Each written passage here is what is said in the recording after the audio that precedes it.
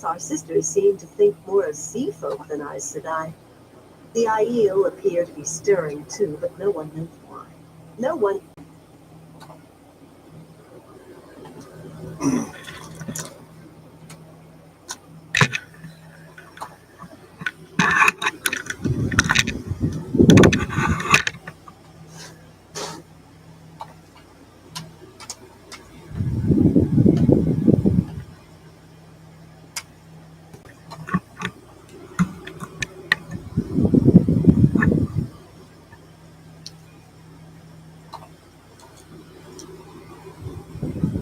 Hey, Fire, how you doing?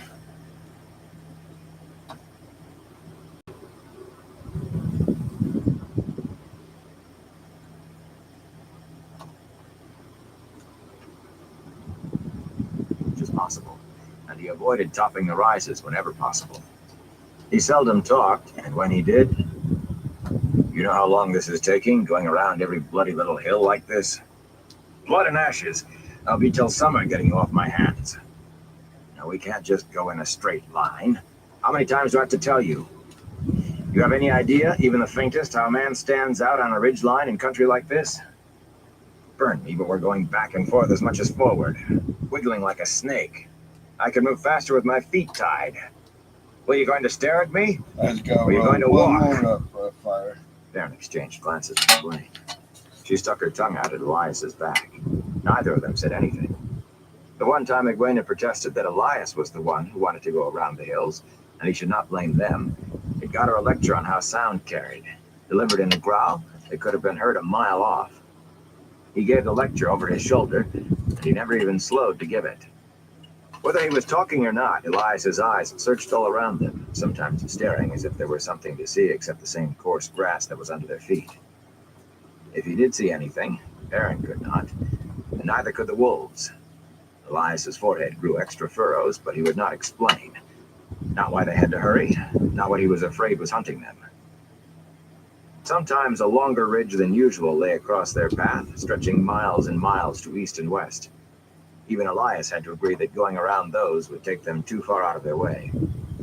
He did not let them simply cross over, though. Leaving them at the base of the slope, he would creep up to the crest on his belly, peering over as cautiously as though the wolves had not scouted there 10 minutes before. Waiting at the bottom of the ridge, minutes passed like hours, not knowing pressed on them. Egwene chewed her lip and unconsciously clicked the beads Aram had given her through her fingers. Aaron waited doggedly, his stomach twisted up in a sick knot. But he managed to keep his face calm, managed to keep the turmoil hidden inside. The wolves will warn if there's danger. It would be wonderful if they went away, if they just vanished, but right now they'll give warning. What is he looking for? What? After a long search, with only his eyes above the rise, Elias always motioned them to come ahead. Every time the way ahead was clear, until the next time they found a ridge they could not go around. At the third such ridge, Baron's stomach lurched. Sour fumes rose in his throat, and he knew if he had to wait even 5 minutes, he would vomit. He swallowed. I'm coming too. Keep low, was all Elias said. As soon as he spoke, Egwene jumped down from Bella. The fur-clad man pushed his round hat forward and peered at her from under the edge. You expecting to make that mare crawl? He said dryly. Her mouth worked, but no sound came out. Finally, she shrugged, and Elias turned away without another word and began climbing the easy slope. Baron hurried after him. Well short of the crest, Elias made a downward motion, and a moment later flattened himself on the ground, wriggling forward the last few yards. Aaron flopped on his belly. At the top, Elias took off his hat before raising his head ever so slowly.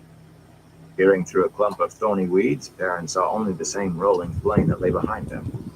The downslope was bare, though a clump of trees 100 paces across grew in the hollow, perhaps half a mile south from the ridge. The wolves had already been through it, smelling no trace of Trollocs or Murdrome. East and west, the land was the same as far as Perrin could see, rolling grassland and wide scattered thickets. Nothing moved. The wolves were more than a mile ahead, out of sight. At that distance, he could barely feel them. They had seen nothing when they covered this ground. What is he looking for? There's nothing there. We're wasting time, he said, starting to stand, and a flock of ravens burst out of the trees below. 50, 100 black birds spiraling into the sky. He froze in a crouch as they milled over the trees. The Dark One's eyes, did they see me? Sweat trickled down his face. As if one thought had suddenly sparked in 100 tiny minds, every raven broke sharply in the same direction. South. The flock disappeared over the next rise, already descending. To the east, another thicket disgorged more ravens. The black mass wheeled twice and headed south. Shaking, he lowered himself to the ground slowly. He tried to speak, but his mouth was too dry. After a minute, he managed to work up some spit. Was that what you were afraid of? Why didn't you say something? Why didn't the wolves see them? Wolves don't look up in trees much, Elias growled. And no, I wasn't looking for this. I told you I didn't know what. Far to the west, a black cloud rose over yet another grove and winged southward. They were too far off to make out individual birds. It isn't a big hunt, thank the light. They don't know. Even after... He turned to stare back the way they had come. Perrin swallowed. Even after the dream, Elias had meant. Not big, he said. Back home you won't see that many ravens in a whole year. Elias shook his head. In the borderlands, I've seen sweeps with 1,000 ravens to the flock. Not too often. There's still a bounty on ravens there, but it has happened. He was still looking north. Hush now. Perrin felt it then, the effort of reaching out to the distant wolves. Elias wanted Dapple and her companions to quit scouting ahead, to hurry back and check their back trail. His already gaunt face tightened and thinned under the strain. The wolves were so far away, Perrin could not even feel them. Hurry. Watch the sky. Hurry. Faintly, Perrin caught the reply from far to the south. We come. An image flashed in his mind. Wolves running, muzzles pointing into the wind of their haste, running as if wildfire raced behind. Running. Flashed and was gone in an instant. Elias slumped and drew a deep breath. Frowning, he peered over the ridge, then back to the north and muttered under his breath. You think there are more ravens behind us? Perrin asked. Could be, Elias said vaguely. They do it that way sometimes. I know a place, if we can reach it by dark. We have to keep moving until full dark anyway, even if we don't get there. But we can't go as fast as I would like. Can't afford to get too close to the ravens ahead of us. But if they're behind us, too. Why dark? Perrin said. What place? Somewhere safe from the ravens. Safe from ravens, Elias said. But too many people know. Ravens roost for the night. We don't have to worry about them finding us in the dark. The light-send ravens are all we have to worry about then. With one more look over the crest, he rose and waved to Egwene to bring Bella up. But dark is a long way off. We have to get moving. He started down the far slope in a shambling run, each stride barely catching him on the edge of falling. Move, burn you! Perrin moved, half running, half sliding after him. Egwene topped the rise behind them, kicking Bella to a trot. A grin of relief bloomed on her face when she saw them. What's going on? She called, urging the shaggy mare to catch up. When you disappeared like that, I thought... What happened? Perrin saved his breath for running until she reached them. He explained about the ravens and Elias's safe place, but it was a disjointed story. After a strangled, Ravens! She kept interrupting with questions for which, as often as not, he had no answers. Between them, he did not finish until they reached the next ridge. Ordinarily, if anything about the journey could be called ordinary, they would have gone around this one rather than over, but Elias insisted on scouting anyway. You want to just saunter right into the middle of them, boy? Was his sour comment. Egwene stared at the crest of the ridge, licking her lips, as if she wanted to go with Elias this time, and wanted to stay where she was, too. Elias was the only one who showed no hesitation. Perrin wondered if the ravens ever doubled back. It would be a fine thing to reach the crest at the same time as a flock of ravens. At the top, he inched his head up until he could just see, and heaved a sigh of relief when all he saw was a copse of trees a little to the west. there were no ravens to be seen. Abruptly, a fox burst out of the trees, running hard. Ravens poured from the branches after it. The beat of their wings almost drowned out a desperate whining from the fox. A black whirlwind dove and swirled around it. The fox's jaws snapped at them, but they darted in and darted away untouched, black beaks glistening wetly. The fox turned back toward the trees, seeking the safety of its den. It ran awkwardly now, head low, fur dark and bloody, and the ravens flapped around it, more and more of them at once, the fluttering mass thickening until it hid the fox completely. As suddenly as they had descended, the ravens rose, wheeled, and vanished over the next rise to the south. A misshapen lump of torn fur marked what had been the fox. Perrin swallowed hard. Light. They could do that to us. 100 ravens. They could... Move, Elias growled, jumping up. He waved to Egwene to come on, and without waiting, set off at a trot toward the trees. Move, burn you, he called over his shoulder. Move! Egwene galloped Bella over the rise and caught them before they reached the bottom of the slope. There was no time for explanations, but her eyes picked out the fox right away. Her face went as white as snow. Elias reached the trees and turned there, at the edge of the copse, waving vigorously for them to hurry. Perrin tried to run faster and stumbled. Arms windmilling, he barely caught himself short of going flat on his face. Blood and ashes. I'm running as fast as I can. A lone raven winged out of the copse. It tilted toward them, screamed, and spun toward the south. Knowing he was already too late, Perrin fumbled his sling from around his waist. He was still trying to get a stone from his pocket to the sling when the raven abruptly folded up in midair and plummeted to the ground. His mouth dropped open, and then he saw the sling hanging from Egwene's hand. She grinned at him unsteadily. Don't stand there counting your toes, Elias called. With a start, Perrin hurried into the trees, then jumped out of the way to avoid being trampled by Egwene and Bella. Far to the west, almost out of sight, what seemed like a dark mist rose into the air. Perrin felt the wolves passing in that direction, heading north. He felt them notice ravens to the left and right of them, without slowing. The dark mist swirled northward as if pursuing the wolves, then abruptly broke off and flashed to the south. Do you think they saw us? Egwene asked. We were already in the trees, weren't we? They couldn't see us at that distance, could they? Not that far off. We saw them at that distance, Elias said dryly. Perrin shifted uneasily, and Egwene drew a frightened breath. If they had seen us, Elias growled, they'd have been down on us like they were on that fox. Think if you want to stay alive. Fear will kill you if you don't control it. His penetrating stare held on each of them for a moment.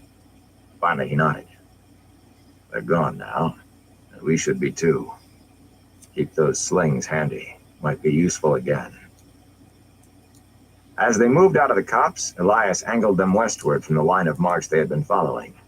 Perrin's breath snagged in his throat. It was as if they were chasing after the last ravens they had seen. Elias kept on tirelessly, and there was nothing for them to do but follow. After all, Elias knew a safe place. Somewhere. So he said. They ran to the next hill, waited till the ravens moved on, then ran again, waited, ran. The steady progress they had been keeping had been tiring enough, but all except Elias quickly began to flag under this jerky pace. Perrin's chest heaved and he gulped air when he had a few minutes to lie on a hilltop, leaving the search to Elias. Bella stood head down, nostrils flaring at every stop. Fear lashed them on, and Perrin did not know if it was controlled or not. He only wished the wolves would tell them what was behind them, if anything was, whatever it was. Ahead there were more ravens than Perrin ever hoped to see again. To the left and right, the blackbirds billowed up, and to the south. A dozen times they reached the hiding place of a grove or the scant shelter of a slope only moments before ravens swept into the sky. Once, with the sun beginning to slide from its midday height, they stood in the open, frozen as still as statues, half a mile from the nearest cover, while 100 of the Dark One's feathered spies flashed by a bare mile to the east. Sweat rolled down Perrin's face despite the wind, until the last black shape dwindled to a dot and vanished. He lost count of the stragglers they brought down with their slings. He saw more than enough evidence lying in the path the ravens had covered to justify his fear. He had stared with a queasy fascination at a rabbit that had been torn to pieces. The eyeless head stood upright, with the other bits, legs, entrails, scattered in a rough circle around it. Birds, too, stabbed to shapeless masses of feathers, and 2 more foxes. He remembered something Lan had said. All the Dark One's creatures delight in killing. The Dark One's power is death, and if the ravens found them... Pitiless eyes shining like black beads, stabbing beaks swirling around them. Needle-sharp beaks drawing blood, 100 of them. Or can they call more of their kind? Maybe all of them in the hunt. A sickening image built up in his mind. A pile of ravens as big as a hill, seething like maggots, fighting over a few bloody shreds. Suddenly the image was swept away by others, each one clear for an instant, then spinning and fading into another. The wolves had found ravens to the north. Screaming birds dove and whirled and dove again, beaks drawing blood with every swoop. Snarling wolves dodged and leaped, twisting in the air, jaws snapping. Again and again, Perrin tasted feathers and the foul taste of fluttering ravens crushed alive, felt the pain of oozing gashes all over his body. Knew with a despair that never touched on giving up that all his effort was not enough. Suddenly the ravens broke away, wheeling overhead for one last shriek of rage at the wolves. Wolves did not die as easily as foxes, and they had a mission. A flap of black wings, and they were gone, a few black feathers drifting down on their dead. Wind licked at a puncture on his left foreleg. There was something wrong with one of Hopper's eyes. Ignoring her own hurts, Dapple gathered them, and they settled into a painful lope in the direction the ravens had gone. Blood matted their fur. We come. Danger comes before us. Moving in a stumbling trot, Perrin exchanged a glance with Elias. The man's yellow eyes were expressionless, but he knew. He said nothing, just watched Perrin and waited, all the while maintaining that effortless lope. Waiting for me to admit I feel the wolves. Ravens, Perrin panted reluctantly. Behind us. He was right, Egwene breathed. You can talk to them. Perrin's feet felt like lumps of iron on the ends of wooden posts, but he tried to make them move faster. Oh, that sucks. You're feeling If he sick. could but outrun their eyes, outrun the ravens, At least outrun you're the feeling wolves, better now. but above all, Egwene's eyes, that knew him now for what he was. What are you? Tainted. The light blinded me. Cursed. His throat burned, as it never had from breathing the smoke and heat of Master Luhan's forge. He staggered and hung on to Egwene's stirrup until she climbed down and all but pushed him into the saddle despite his protests that he could keep going. It was not long, though, before she was clutching the stirrup as she ran, holding up her skirts with the other hand, and only a little while after that, until he dismounted, his knees still wobbling. He had to pick her up to make her take his place, but she was too tired to fight him. Elias would not slow down. He urged them and taunted them and kept them so close behind the searching ravens to the south that Perrin thought all it would take would be for one bird to look back. Keep moving, burn you. Think you'll do any better than that fox did if they catch us? The one with its insides piled on its head? Egwene swayed out of the saddle and vomited noisily. I knew you'd remember. Just keep moving a little more. That's all. Just a little more. Burn you, I thought farm youngsters had endurance. Work all day and dance all night. Sleep all day and sleep all night, looks like to me. Move your bloody feet. They began coming down off the hills as soon as the last raven vanished over the next one. Then while the last trailers still flapped above the hilltop. One bird looking back. To east and west the ravens searched while they hurried across the open spaces between them. One bird is all it will take. The ravens behind were coming fast. Dapple and the other wolves worked their way around them and were coming on without stopping to lick their wounds. But they had learned all the lessons they needed about watching the sky. How close? How long? The wolves had no notions of time the way men did, no reasons to divide a day into hours. The seasons were time enough for them, and the light and the dark. No need for more.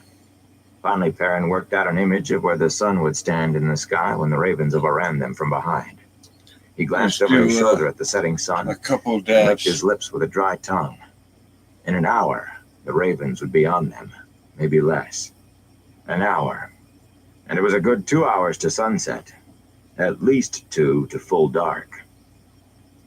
We'll die with the setting sun, he thought, staggering as he ran, slaughtered like the fox. He fingered his axe, then moved to his sling. That would be more use. Not enough, though. Not against 100 ravens, 100 darting targets, 100 stabbing beaks. It's your turn to ride, Perrin, Egwene said tiredly. In a bit, he panted. I'm good for miles yet. She nodded and stayed in the saddle. She is tired. Tell her. Or let her think we still have a chance to escape. An hour of hope, even if it is desperate. Or an hour of despair. Elias was watching him again, saying nothing. He must know, but he did not speak. Perrin looked at Egwene again and blinked away hot tears. He touched his axe and wondered if he had the courage. In the last minutes when the ravens descended on them, when all hope was gone, would he have the courage to spare her the death the fox had died? Might make me strong. The ravens ahead of them suddenly seemed to vanish. Perrin could still make out dark, misty clouds far to the east and west, but ahead, nothing. Where did they go? Light if we've overrun them. Abruptly, a chill ran through him. One cold, clean tingle, as if he had jumped into the wine spring water in midwinter. It rippled through him and seemed to carry away some of the fatigue, a little of the ache in his legs and the burning of his lungs. It left behind something.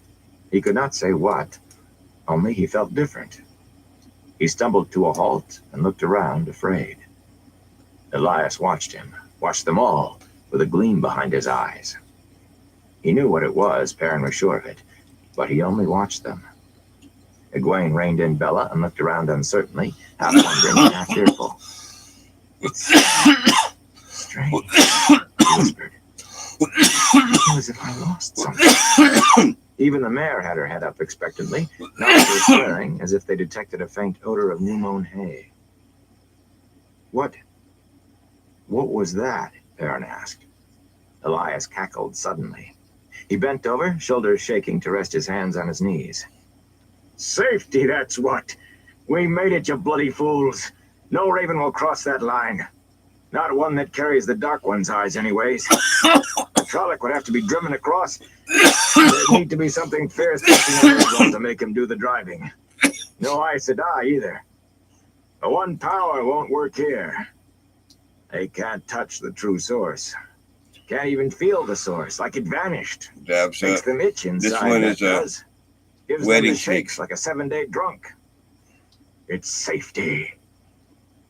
At first, to Perrin's eyes, the land was unchanged from the rolling hills and ridges they had crossed the whole day. Then he noticed green shoots among the grass. Not many, and they were struggling, but more than he had seen anywhere else. There were fewer weeds in the grass, too. He could not imagine what it was, but there was something about this place. And something in what Elias said tickled his memory. What is it? Egwene asked. I feel... What is this place? I don't think I like it. A steading, Elias roared. You never listened to stories? Of course, there hasn't been an Ogier here in 3,000-odd years, not since the breaking of the world. But it's the steading makes the Ogier, not the Ogier makes the steading. Just a legend, Perrin stammered. In the stories, the steading were always havens, places to hide, whether it was from Aes Sedai or from creatures of the Father of Lies. Elias straightened. If not exactly fresh, he gave no sign that he had spent most of a day running. Come on, we'd better get deeper into this legend. The ravens can't follow, but they can still see us this close to the edge. And there could be enough of them to watch the whole border of it. Let them keep hunting right on by it. Perrin wanted to stay right there, now that he was stopped. His legs trembled and told him to lie down for a week. Whatever refreshment he had felt had been momentary. All the weariness and aches were back. He forced himself to take one step, then another. It did not get easier, but he kept at it. Egwene flapped the reins to get Bella moving again. Elias settled into an effortless lope, only slowing to a walk when it became apparent the others could not keep up. A fast walk. "Why don't we stay here?" Perrin panted. He was breathing through his mouth, and he forced the words out between deep, racking breaths. "If it's really a setting, we'd be safe. No Trollocs, no Aes Sedai. Why don't we just stay here until it's all over? Maybe the wolves won't come here."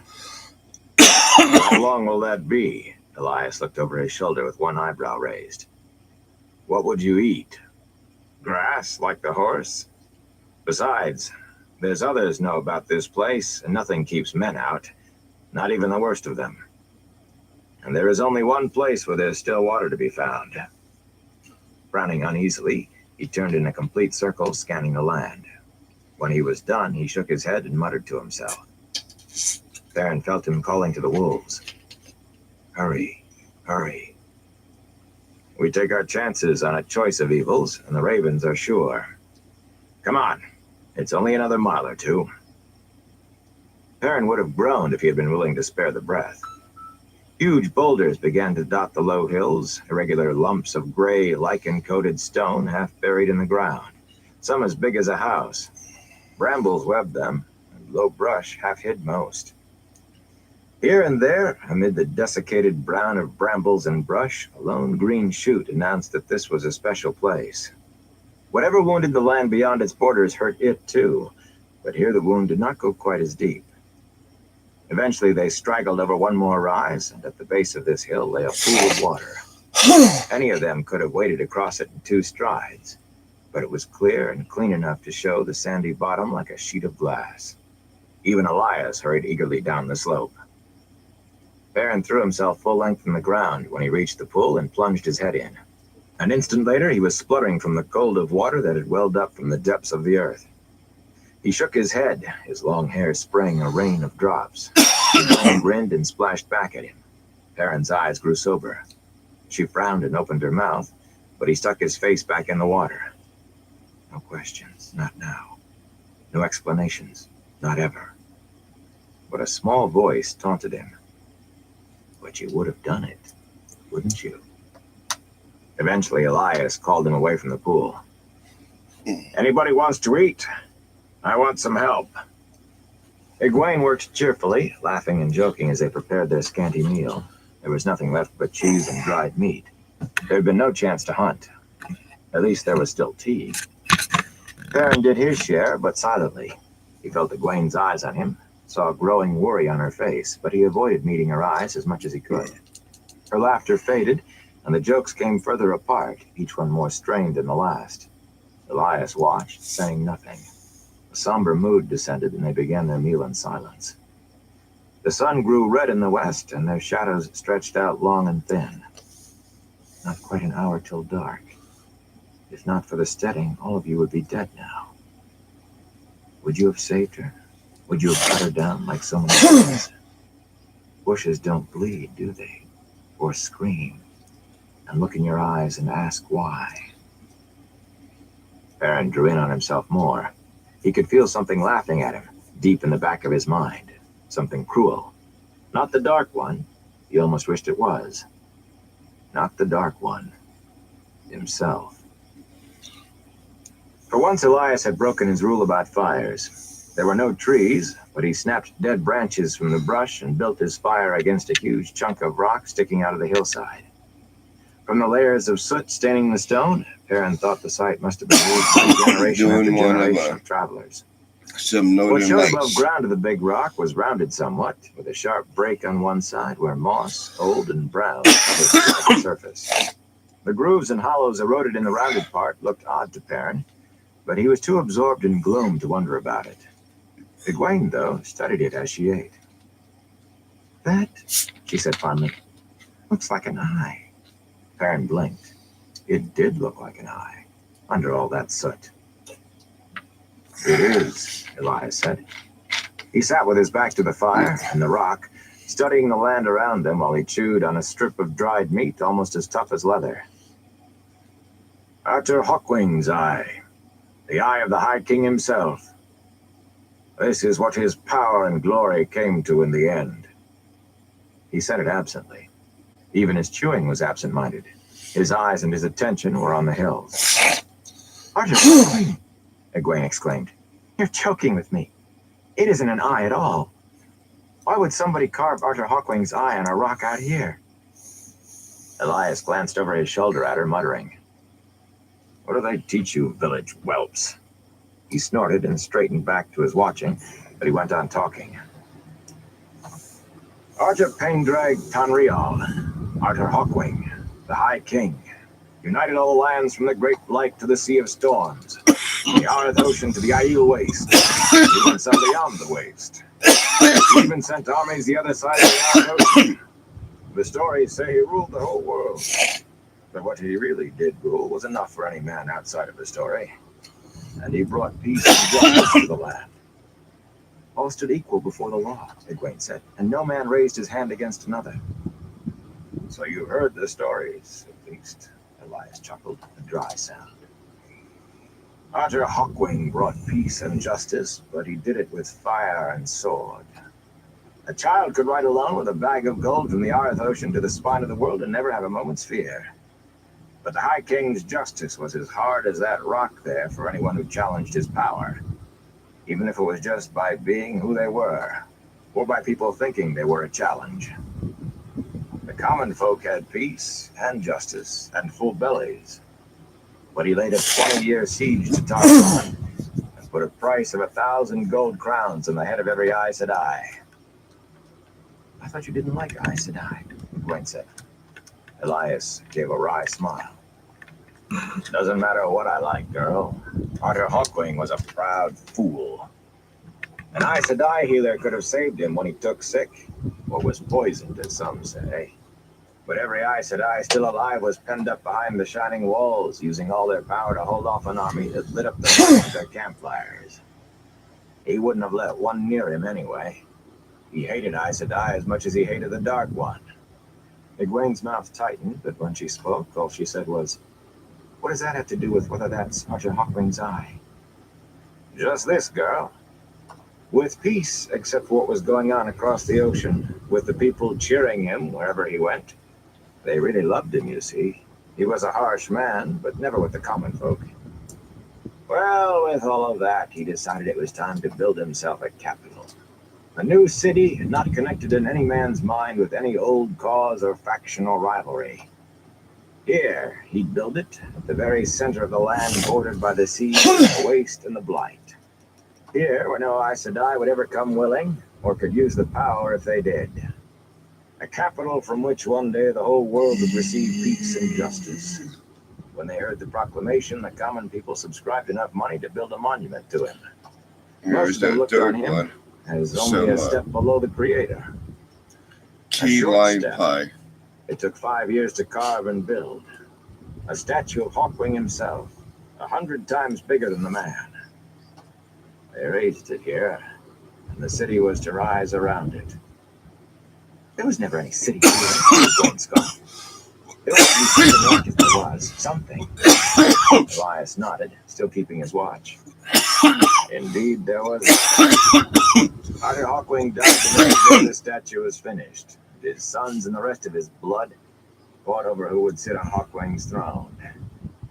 The statue was in the midst of these hills. The sons, the nephews, and the cousins died. The last of the Hawkwing's blood vanished from the earth, except maybe for some of those who went over the Arth Ocean. There were those who would have erased even the memory of him if they could. Books were burned just because they mentioned his name. In the end, there was nothing left of him but the stories, and most of them wrong. That's what his glory came to. The fighting didn't stop, of course, just because the Hawkwing and his kin were dead. There was still a throne to be won, and every lord and lady who could muster fighting men wanted it. It was the beginning of the War of the 100 Years. We'll Lasted start 123, really. round one. Most of the history of that time is lost in the smoke of burning towns. Many got a part of the land, but none got the whole. Sometime during those years, the statue was pulled down. Maybe they couldn't stand measuring themselves against it any longer. First you sound as if you despise him, Egwene said. Now you sound as if you admire Definitely him. tasty. She shook her head. Elias turned to her, a flat, unblinking stare. Get some more tea now. I want the fire out before dark. Perrin could make out the eye clearly now, despite the failing light. It was bigger than a man's head, and the shadows falling across it made it seem like a raven's eye. Black and without pity. He wished they were sleeping somewhere else. Chapter 30. Children of the Shadow. Egwene sat by the fire, staring up at the fragment of the statue, when Perrin went down by the pool to be alone. Day was fading, and the night wind was already rising out of the east, ruffling the surface of the water.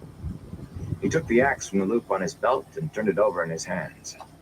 The ashwood haft was as long as his arm, and smooth and cool to the touch. He hated it. He was ashamed of how proud he had been of the axe back at Emmonsfield, before he knew what he might be willing to do with it. You hate her that much, Elias said behind him. Startled, he jumped and half raised the axe before he saw who it was. Can you read my mind too, like the wolves? Elias cocked his head to one side and eyed him quizzically. A blind man could read your face, boy. Well, speak up. Do you hate the girl? Despise her? That's it. You are ready to kill her because you despise her. Always dragging her feet, holding you back with her womanish ways. Egwene never dragged her feet in her life, he protested. She always did her share. I don't despise her. I love her. He glared at Elias, daring him to laugh. Not like that. I mean, she isn't like a sister, but she and Rand... Blood and ashes. If the Ravens caught us, I don't know. Yes, you do. If she had to choose her way of dying, which do you think she'd pick? One clean blow of your axe, or the way the animals we saw today died? I know which I'd take. I don't have any right to choose for her. You won't tell her, will you? About... His hands tightened on the axe haft. The muscles in his arm corded. Heavy muscles for built by long hours swinging the hammer at Master Luhan's forge. For an instant you thought the thick wooden shaft would snap. I hate this bloody thing, he growled. I don't know what I'm doing with it, strutting around like some kind of fool. I couldn't have done it, you know. When it was all pretend and maybe I could swagger and play as if I... He sighed, his voice fading. It's different now. I don't ever want to use it again. You'll use it. Perrin raised the axe to throw it in the pool, but Elias caught his wrist. You'll use it, boy, and as long as you hate using it, you'll use it more wisely than most men would. Wait.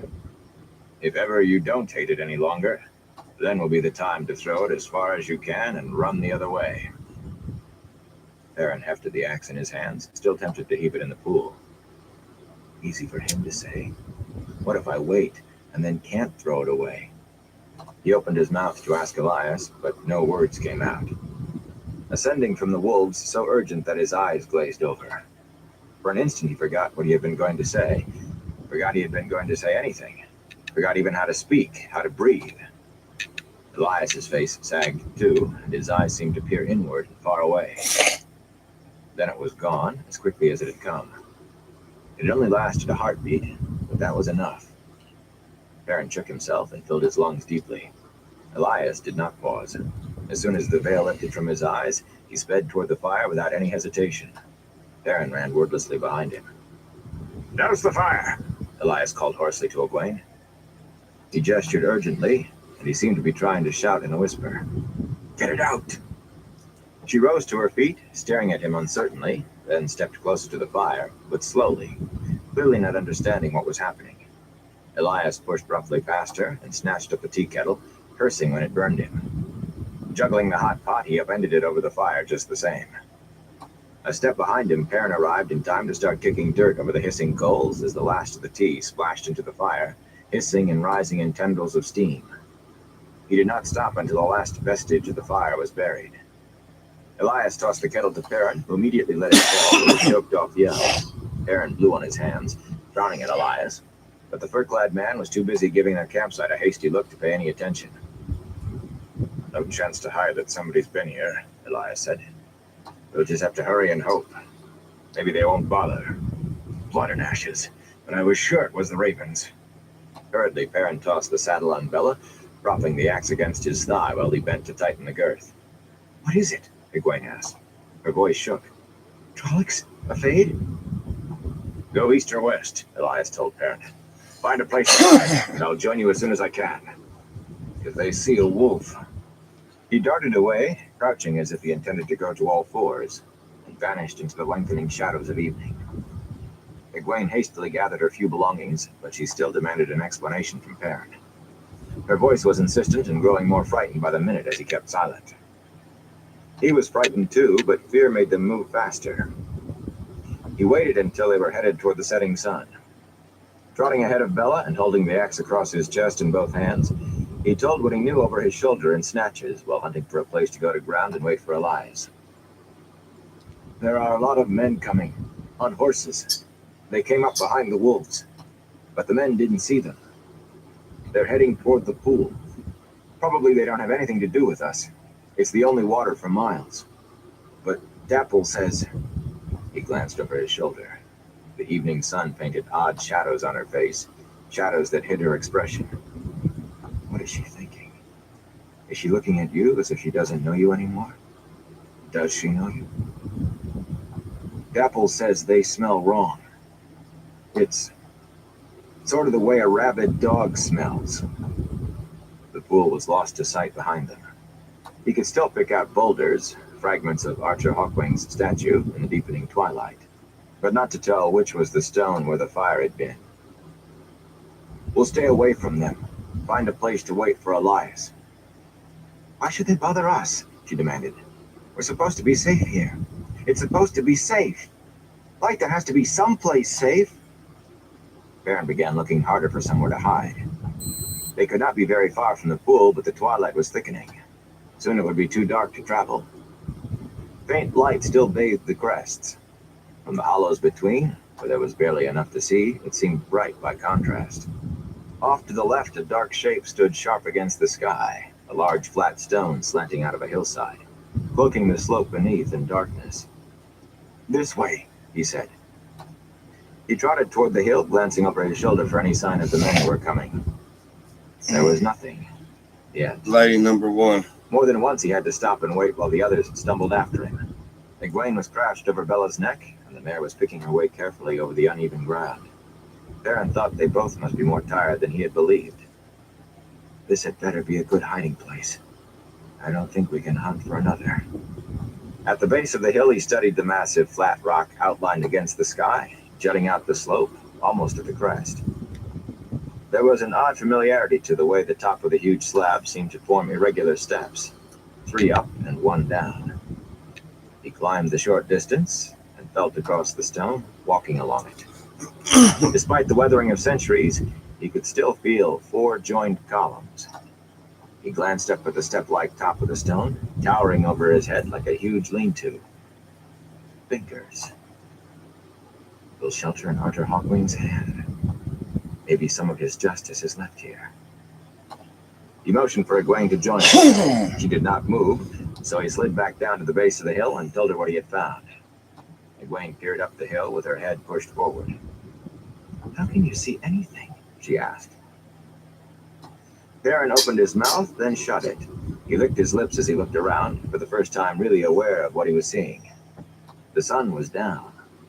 All the way down now, and clouds hid the half moon, but it still seemed like the deep purple fringes of twilight to him. "I felt the rock," he said finally. "That's what it has to be. They won't be able to pick us out against the shadow of it, even if they come this far." He took Bella's bridle to lead her to the shelter of the hand. He could feel Egwene's eyes on his back. As he was helping her down from the saddle, the knight broke out in shouts back toward the pool. She laid a hand on Perrin's arm, and he heard her unspoken question. "The man saw wind," he said reluctantly. It was difficult to pick out the meaning of the wolves' thoughts. Something about fire. "They have torches." He pressed her down at the base of the fingers and crouched beside her. "They're breaking up into parties to search. So many of them, and the wolves are all hurt." He tried to make his voice heartier. "But Dapple and the others should be able to keep out of their way, even injured. And they don't expect us. People don't see what they don't expect. They'll give up soon enough and make camp." Elias was with the wolves and would not leave them while they were hunted. So many riders, so persistent. Why so persistent? He saw Egwene nod, but in the dark she did not realize it. "We'll be all right, Perrin." Light, he thought wonderingly. She's trying to comfort me. The shouts went on and on. Small knots of torches moved in the distance, flickering points of light in the darkness. "Perrin," Egwene said softly, "will you dance with me at Sunday? If we're home by then?" His shoulders shook. He made no sound, and he did not know if he was laughing or crying. "I will. I promise." Against his will, his hands tightened on the axe, reminding him that he still held it. His voice dropped to a whisper. "I promise," he said again, and hoped. Groups of torch-carrying men now rode through the hills, bunches of 10 or 12. Perrin could not tell how many groups there were. Sometimes 3 or 4 were in sight at once, quartering back and forth. They continued to shout to one another, and sometimes there were screams in the night, the screams of horses, the screams of men. He saw it all from more than one vantage. He crouched on the hillside with Egwene, watching the torches move through the darkness like fireflies. And in his mind, he ran in the night with Dapple and Wind and Hopper. The wolves had been too hurt by the ravens to run far or fast, so they intended to drive the men out of the darkness, drive them to the shelter of their fires. Men always sought the safety of fires in the end when wolves roamed the night. Some of the mounted men led strings of horses without riders. They whinnied and reared with wide rolling eyes when the gray shapes darted among them, screaming and pulling their lead ropes from the hands of the men who held them, scattering in all directions as fast as they could run. Horses with men on their backs screamed too, when gray shadows flashed out of the dark with hamstringing fangs, and sometimes their riders screamed as well, just before jaws tore out their throats. Elias was out there also, more dimly sensed, stalking the night with his long knife, a 2-legged wolf with one sharp steel tooth. The Hey, shouts became Life, how curses you more doing? often than not, but the searchers refused to give up. Abruptly, Perrin realized that the men with torches were following a pattern. Each time some of the parties came in view, one of them at least was Well, it's closer to still the raining. hillside where he and Egwene were hiding. Elias said to hide, but what if we That run? sometimes Maybe we could helps hide with in the dark fishing, if we keep moving. if you don't mind being a lightning It rod. has to be dark enough for that. He turned to Egwene, but as he did, the decision was taken away from him. Bunched torches, a dozen of them, came around the base of the hill, wavering with the trot of the horses. Lance heads gleamed in the torchlight. He froze, holding his breath, hands tightening on his axe haft. The horsemen rode past the hill, but one of the men shouted, and the torches swung back. He thought desperately, seeking for a way to go, but as soon as they moved, they would be seen, if they had not already been. And once they were gone, they would have no chance. The horsemen drew up at the foot of the hill, each man holding a torch in one hand and a long lance in the other, guiding his horse by the pressure of his knees. By the light of the torches, Perrin could see the white cloaks of the Children of the Light. They held the torches high and leaned forward in their saddles, peering up at the deep shadows under Arthur Hawkwing's fingers. "There is something up there," one of them said. His voice was too loud, as if he was afraid of what lay outside the light of his torch. "I told you somebody could hide in that. Isn't that a horse?" Egwene laid a hand on Perrin's arm. Her eyes were big in the dark. Her silent question, plain despite the shadow hiding her features. What to do? Elias and the wolves still hunted through the night. The horses below shifted their feet nervously. If we run now, they'll chase us down. One of the white cloaks stepped to the forward and shouted up the hill. If you can understand human speech, come down and surrender. You will not be harmed if you walk in the light. If you don't surrender, you will all be killed. You have 1 minute. The lances lowered, long steel heads bright with torchlight. Aaron, Egwene whispered, we can't outrun them. If we don't give up, they'll kill us.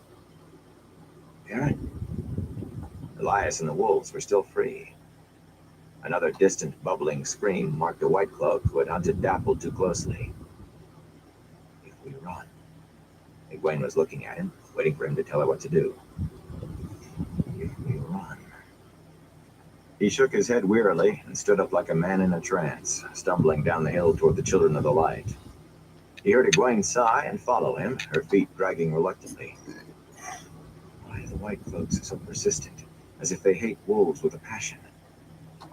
Why do they smell wrong? He almost thought he could smell the wrongness himself when the wind gusted from the riders. No, did you? Drop Cool. that axe, the leader barked. Aaron stumbled toward him, wrinkling his nose to get rid of the smell he thought he smelled. Drop it, bumpkin! The leader's lance shifted toward Perrin's chest. For a moment, he stared at the lance head, enough sharp steel to go completely through him. And abruptly, he shouted, No! It was not at the horseman he shouted. Out of the night, Hopper came, and Perrin was one with the wolf. Hopper, the cub who had watched the eagles soar and wanted so badly to fly through the sky as the eagles did. The cub who hopped and jumped and leaped until he could leap higher than any other wolf, and who never lost the cub's yearning to soar through the sky. Out of the night, Hopper came and left the ground in a leap, soaring like the eagles. The white cloaks had only a moment to begin cursing before Hopper's jaws closed in the throat of the man with his lance leveled at Perrin. The big wolf's momentum carried them both off the other side of the horse. Perrin felt the throat crushing, tasted the blood. He landed lightly, already apart from the man he had killed. Blood matted his fur, his own blood and blood. A gash down his face scratched the empty socket where his left eye had been. His good eye met Perrin's too for just an instant. Run, brother. He whirled to leap again, to soar one last time, and a lance pinned him to the earth. A second length of steel thrust through his ribs, driving into the ground under him. Kicking, he snapped at the shafts that held him. To soar. Pain filled Perrin, and he screamed, a wordless scream that had something of a wolf's cry in it. Without thinking, he leaped forward, still screaming. All thought was gone. The horsemen had bunched too much to be able to use their lances, and the axe was a feather in his hands. One huge wolf's tooth of steel. Something crashed into his head. As he fell, he did not know if it was Hopper or himself who died. Soar like the eagles. Mumbling, Perrin opened his eyes woozily. His head hurt, and he could not remember why. Blinking against the light, he looked around. Egwene was kneeling and watching him where he lay. They were in a square tent as big as a medium-sized room in a farmhouse, with a ground cloth for a floor. Oil lamps on tall stands, one in each corner, gave a bright light. Thank the light, Perrin, she breathed. I was afraid they had killed you. Instead of answering, he stared at the gray-haired man seated in the lone chair in the tent. A dark-eyed, grandfatherly face looked back at him, a face at odds in his mind with the white and gold tabard the man wore, and the burnished armor strapped over his pure white undercoat. It seemed a kindly face, bluff and dignified, and something about it fit the elegant austerity of the tent's furnishings. A table and a folding bed, a washstand with a plain white basin and pitcher, a single wooden chest inlaid in simple geometric patterns. Where there was wood, it was polished to a soft glow, and the metal gleamed, but not too brightly, and nothing was showy. Everything in the tent was a look of craftsmanship, but only Doing a someone little who had watched the UFC work of right now. craftsmen, like Master Luhan or Master At least doing the Idea, career mode cabinet real maker, quick, and I'm gonna would see be it. back on Diablo. Frowning, the man stirred two small piles of objects on the table with a blunt finger. Perrin recognized the contents of his pockets in one of those piles. and Just his gonna belt do knife. one The silver career coin fight. Moraine had given him toppled out. So I The gotta man do pushed the it back thoughtfully. training up to it. Pursing his lips, he left the pile and lifted Perrin's axe from the table, hefting it. His attention came back to the Emmons Fielders. Perrin tried to get up. Sharp pain stabbing along his arms and legs turned the movement into a blot. For the first time, he realized that he was tied, hand and foot. His eyes went to Egwene. She shrugged ruefully and twisted so that he could see her back. Half a dozen lashings wrapped her wrists and ankles, the cords making ridges in her flesh. A length of rope ran between the bonds around ankles and wrists, short enough to stop her from straightening to more than a crouch if she got to her feet. Perrin stared. That they were tied was shock enough, but they wore enough ropes to hold horses. What do they think we are? The gray-haired man watched them, curious and thoughtful, like Master Alvear puzzling out a problem. He held the axe as if he had forgotten it. The tent flap shifted aside, and a tall man stepped into the tent. I've tried the His tanks face was one, long and gaunt, with eyes so but deeply set they seemed to look out from caves. There was no that's excess just flesh hard. on him, no fat at all. At least to me, His it's skin was hard. pulled tight over the muscle and bone beneath. Perrin had a glimpse of night outside and I think if I campfires. probably practice Two on white it more, I'll cloaked probably get guards the at the hang of entrance it. of the But tent. Then the flap fell back it's a into little place. hard to get the hang of. As soon To as the me. newcomer was into the tent, he stopped, standing with an iron rod, staring straight ahead of him at the far wall of the tent. His plate and mail armor gleamed like silver against his snowy cloak and undercoat. "My lord captain!" His voice was as hard as his posture and grating, but somehow flat, without expression. The gray-haired man made a casual gesture. "Be at your ease, child Bayar. You have tallied our costs for this encounter?" The tall man moved his feet apart, but other than that, Perrin did not see anything easy about his stance. 9 men dead, my lord captain, and 23 injured, 7 seriously. All can ride, though. 30 horses had to be put down. They were hamstrung. He emphasized that in his emotionless voice, as if what had happened to the horses were worse than the deaths and injuries to men. "Many of the remounts are scattered. We may find some at daybreak, my lord captain. But with wolves to send them on their way, it will take days to gather them all. Round The one men who done. were supposed to be watching them have been assigned to night guard until we reach Camelin." "We do not have days, child Bayar," the gray-haired man said mildly. "We ride at dawn. Nothing can change that. We must be in Camelin in time, yes? As you command, my lord captain." Yeah, appreciate it, High Life. I hope we do too. Then away again. Because the entry fee is aside from these 2 younglings. $100. Bayar drew a deep breath and hesitated. "I have had the wolf that was with this lot skinned, my lord captain. The hide should make a fine rug for my lord captain's tent." Hopper. Not even realizing what he was doing, Perrin growled and struggled against his bonds. The ropes dug into his skin. His wrists became slippery with blood. But they did not give. For the first time, Bayar looked at the prisoners. Egwene started back from him. His face was as expressionless as his voice, but a cruel light burned in his sunken eyes as surely as flames burned in Baalzamon's. Bayar hated them as if they were enemies of long years instead of people never seen before tonight. Perrin stared back defiantly. His mouth curled into a tight smile at the thought of his teeth meeting in the man's throat. Abruptly, his smile faded and he shook himself. "My teeth. I'm a man, not a wolf. Like, there has to be an end to this." But he still met Bayar's glare, hate for hate. "I do not care about wolf-hide rugs, child Bayar." The rebuke in the Lord Captain's voice was gentle, but Bayar's back snapped rigid again, his eyes locking to the wall of the tent. "You were reporting on what we achieved this night, no? If we achieved anything." "I would estimate the pack that attacked us at 50 beasts or more, my Lord Captain. Of that, we killed at least 20, perhaps 30. I do not consider it worth the risk of losing more horses to have the carcasses brought in tonight. In the morning, I will have them gathered and burned. Those that aren't dragged off in the dark. Besides these 2, there were at least a dozen other men. I believe we disposed of 4 or 5. But it is unlikely we will find any bodies, given the Dark Friends' propensity for carrying away their dead to hide their losses. This seems to have been a coordinated ambush. But that raises the question of... Perrin's throat tightened as the gaunt man went on. Elias? Cautiously, reluctantly, he felt for Elias, or the wolves, and found nothing. It was as if he had never been able to feel a wolf's mind.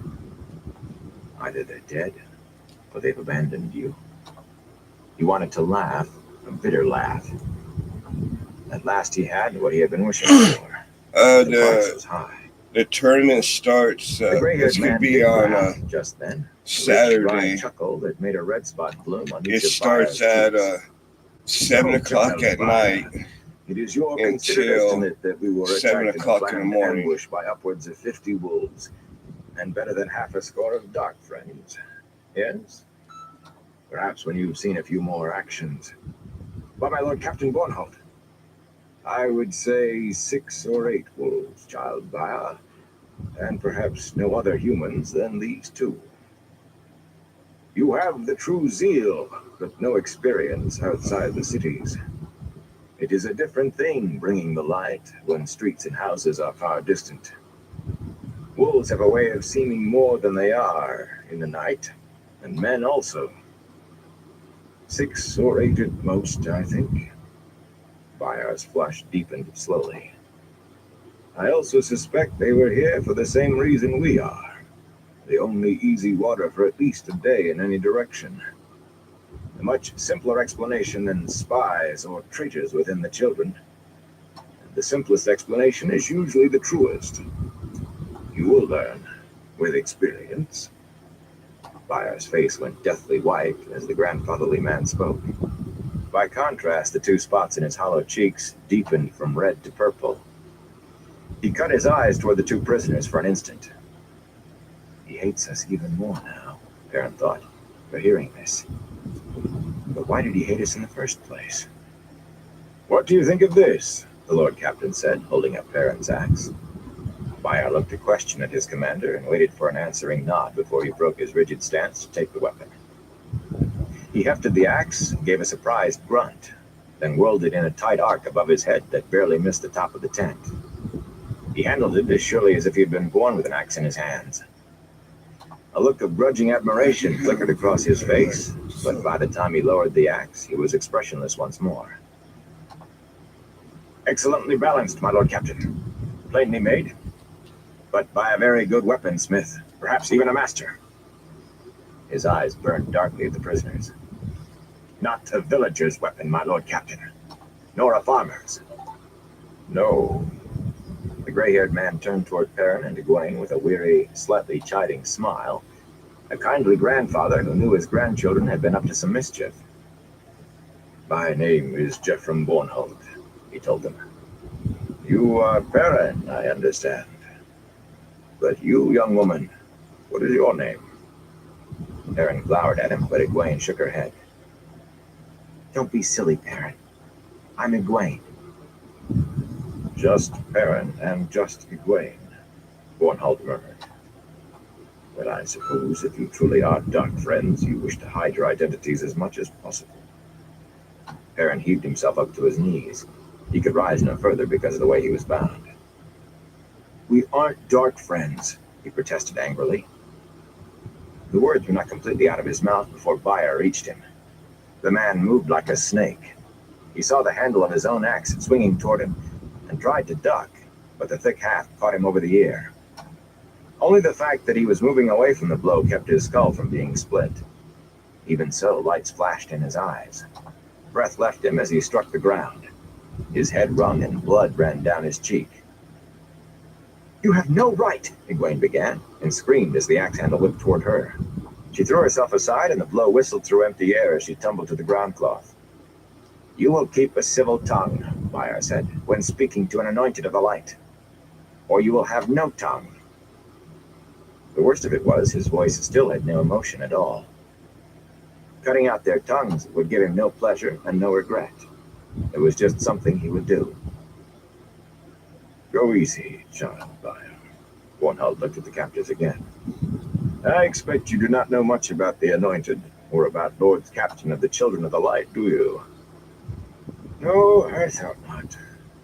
Well, for Child Byar's sake at least, try not to argue or shout, yes? I want no more than that you should walk in the light, and letting anger get the better of you won't help any of us. Aaron looked up at the gaunt-faced man standing over them. For Child Byar's sake? He noticed that the Lord Captain did not tell Byar to leave them alone. Byar met his eyes and smiled. The smile touched only his mouth, but the skin of his face drew tighter until it looked like a skull. Aaron shivered. I have heard of this thing of men running with wolves, Bornhold said musingly, though I have not seen it before. Men supposedly talking with wolves and with other creatures of the Dark One. A filthy business. It makes me fear the last battle is indeed coming soon. Wolves aren't... Aaron cut off as Byar's boot drew back. Taking a deep breath, he went on in a milder tone. Byar lowered his foot with a disappointed grimace. Wolves aren't creatures of the Dark One. They hate the Dark One. At least they hate Trollocs and Fades. He was surprised to see the gaunt-faced man nod as if to himself. Bornhold raised an eyebrow. Who told you that? A warder, Egwene said. She scrunched away from Byar's heated eyes. He said wolves hate Trollocs, and Trollocs are afraid of wolves. Aaron was glad she had not mentioned Elias. A warder, the gray-haired man sighed. A creature of the Tar Valon witches. What else would that sort tell you when he is a dark friend himself, and a servant of dark friends? Do you not know Trollocs have wolves' muzzles and teeth, and wolves' fur? Aaron blinked, trying to clear his head. His brain still felt like jellied pain, but there was something wrong here. He could not get his thoughts straight enough to puzzle it out. Not all of them, Egwene muttered. Aaron gave Byar a wary look, but the gaunt man only watched her. Some of them have horns, like rams or goats, or hawk's beaks, or all sorts of things. Bornhold shook his head sadly. I give you every chance, and you dig yourself deeper with every word. He held up one finger. You run with wolves, creatures of the Dark One. A second finger. You admit to being acquainted with a warder, another creature of the Dark One. I doubt he would have told you what he did if it was only in passing. A third finger. You, boy, carry a Tar Valon mark in your pocket. Most men outside Tar Valon get rid of those as fast as they can. Unless they serve the Tar Valon witches. A fourth. You carry a fighting man's weapon, Start or you round dress like two a farm boy. here in a little A bit. skulker, then. The thumb rose. After I do a couple You know Trollocs and Murdrol. hits out of my dab pen. This far south, only a few scholars and those who have traveled in the borderlands believe they are anything but stories. Perhaps you have been to the borderlands? If so, tell me where. I have traveled a good deal in the borderlands. I know them well. No? Well then. He looked at his spread hand, then dropped it hard on the table. The grandfatherly expression said the grandchildren had been up to some very serious mischief indeed. Why do you not tell me the truth of how you came to be running in the night with wolves? Egwene opened her mouth, but Perrin saw the stubborn set of her jaw and knew right away she was going to tell one of the stories they had worked out. That would not do. Not now, not here. His head ached and he wished he had time to think it out, but there was no time. Who could tell where this Bornhold had traveled, with what lands and cities he was familiar? If he caught them in a lie, there would be no going back to the truth. Bornhold would be convinced they were dark friends then. We're from the Two Rivers, he said quickly. Egwene stared at him openly before she caught herself, but he pressed on with the truth, or a version of it. The two of them had left the Two Rivers to see Caemlyn. On the way, they had heard of the ruins of a great city. But when they found Shadar Logoth, there were Trollocs there. The two of them managed to escape across the river Aranel, but by that time they were completely lost. They fell in with a man who offered to guide them to Caemlyn. He said his name was none of their business, and he hardly seemed friendly, but they needed a guide. The first either of them had seen of wolves had been after the Children of the Light appeared. All they had been trying to do was hide so they would not get eaten by wolves or killed by the men on horses. If we'd known you were Children of the Light, he finished, we'd have gone to you for help. Bayar snorted with disbelief. Perrin did not care over much. What do you If the mean? Lord Captain was T-shirt for convinced sale. Bayar could not harm them, it was plain All that I got is Bayar would pretty stop much breathing my if Lord stuff. Captain It's Bornholm my told him stuff. to. There is no water in that, the gray-haired man said after a moment. Perrin's invention failed him. He knew he should have taken time to think it out. Egwene leaped into the breach. We met him in Baerlon. The city was crowded with men who had come down from the mines after the winter, and we were put at the same table in an inn. We only talked to him for the length of a meal. Perrin breathed again. Thank you, Egwene. Give them back their belongings. Those are old ones that I've had to Not their retire weapons, of course. because When Bayar looked at him in surprise, Bornhold added, much. Or are you one of those who would have taken to looting the unenlightened child Bayar? And this one It has is a bad all kinds business, of that, holes in yes. it. No man can be a thief and walk in the light. Bayar seemed to struggle with disbelief at the suggestion. Then you're letting us go? That's no problem. Egwene sounded surprised. Perrin lifted his head to stare at the Lord Captain.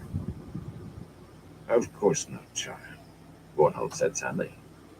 You may be telling the truth about being from the Two Rivers, since you know about Baerlon and the mines. But Shadar Logoth, that is a name very, very few know. Most of them dark friends. And anyone who knows enough to know the name knows enough not to go there. I suggest you think of a better story on the journey to Amador. You will have time, since we must pause in Camelin. Preferably the truth, child. There is freedom in truth and the light. Bayar forgot some of his diffidence toward the gray-haired man. He spun from the prisoners, and there was an outraged snap to his words. You can't! It is not allowed! Bornhold raised one eyebrow quizzically, and Bayar pulled himself up short, swallowing. Forgive me, my Lord Captain. I forgot myself, and I humbly beg pardon and submit myself for penance. But as my Lord Captain himself has pointed out, we must reach Camelin in time, and with most of our remounts gone, we will be hard-pressed enough without carrying prisoners along. And what would you suggest? Bornhold asked calmly. The penalty for dark friends is death. The flat voice made it all the more jarring. He might have been suggesting stepping on a bug. There is no truce with the shadow. There is no mercy for dark friends. Zeal is to be applauded, child Bayar, but, as I must often tell my son Dane, overzealousness can be a grievous fault. Remember that the tenets also say, no man is so lost that he cannot be brought to the light. These two are young. They cannot yet be deep in the shadow. They can yet be led to the light, if they will only I didn't allow have the too shadow bad to of be a lifted day, from their High eyes. Life. Can't We complain must too give them much. that chance. For a moment, Perrin almost felt affection for the grandfatherly man who stood between them and Bayar. Then Bornhold turned his grandfather's smile on Egwene. If you refuse to come to the light by the time we reach Amador, I will be forced to turn you over to the questioners. And beside them, Bayar's zeal is but a candle beside the sun. The gray-haired man sounded like a man who regretted what he must do, but who had no intention of ever doing anything but his duty as he saw it. Repent, renounce the Dark One, come to the light, confess your sins and tell what you know of this vileness with wolves, and you will be spared that. You will walk free in the light. His gaze centered on Perrin, and he sighed sadly. Ice filled Perrin's spine. But you, just Perrin from the Two Rivers, you killed two of the children. He touched the axe that Bayar still held. For you, I fear a gibbet waits in Amador. Chapter 31. Play for your supper. Rand narrowed his eyes, watching the dust tail that rose ahead, 3 or 4 bends of the road away.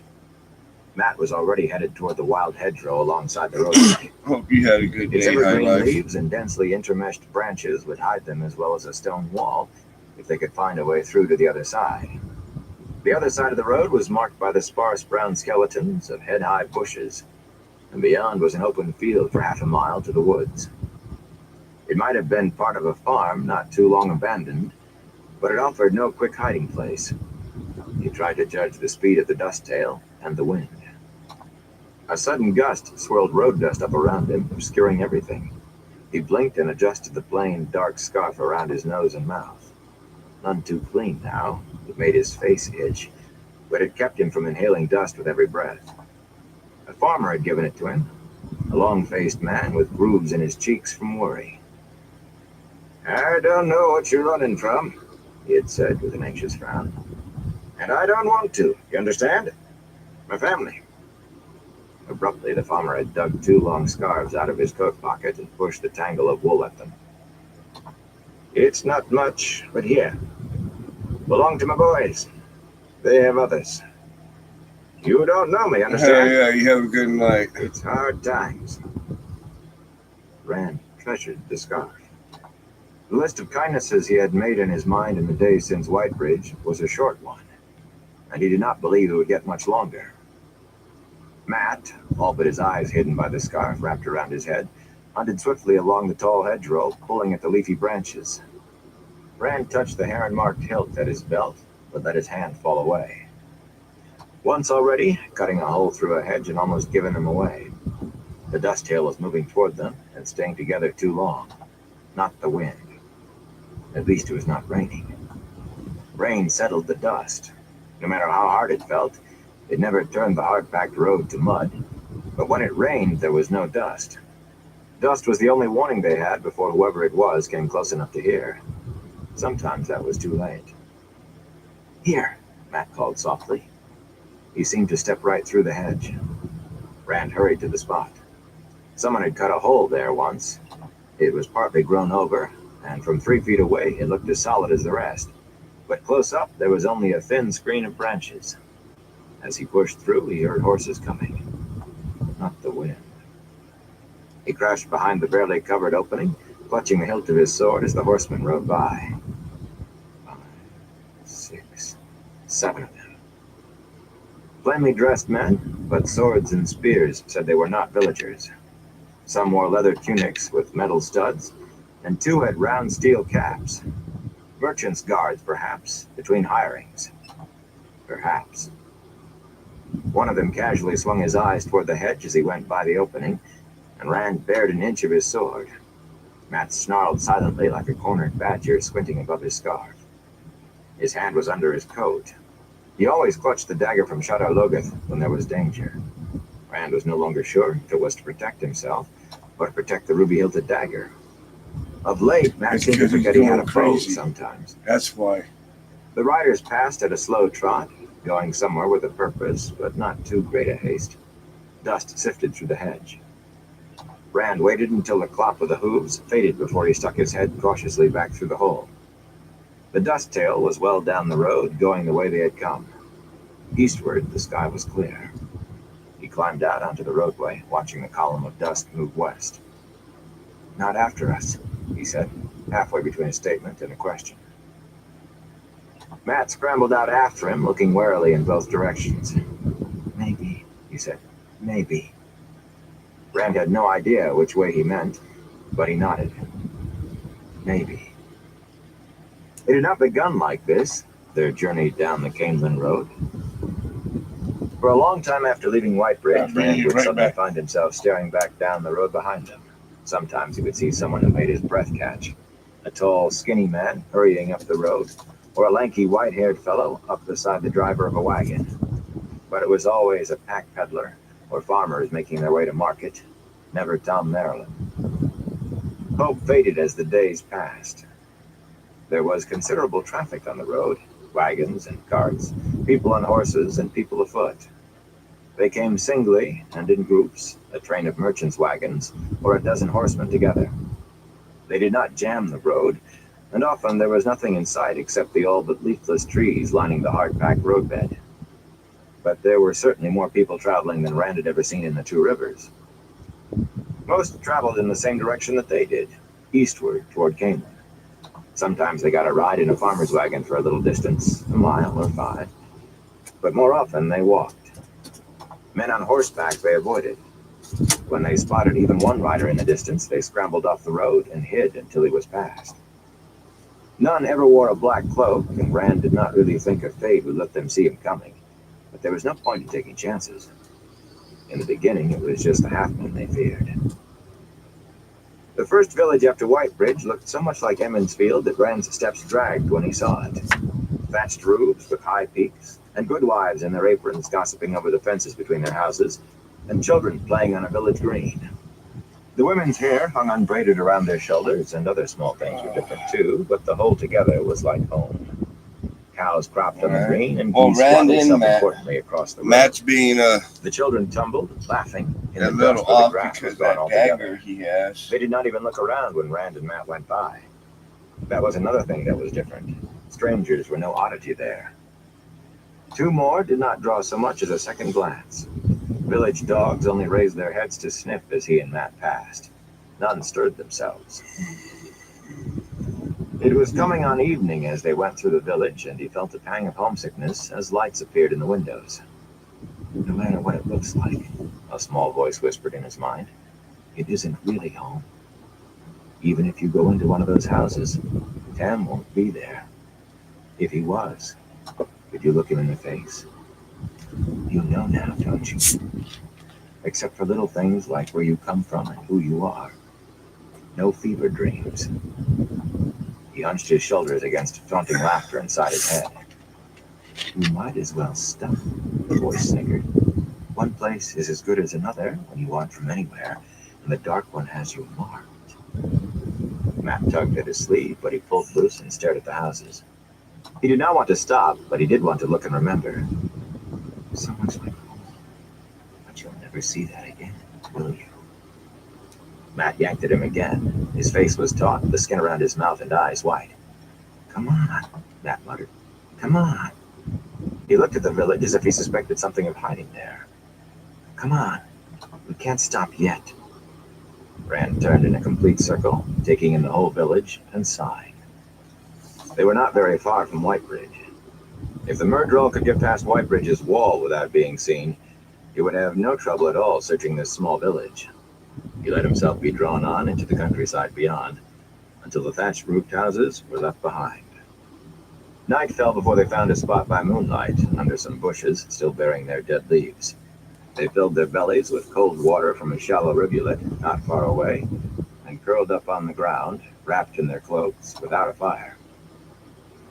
A fire could be seen, better to be cold. Uneasy with his memories, Rand woke often, and every time he could hear Matt muttering and tossing in his sleep.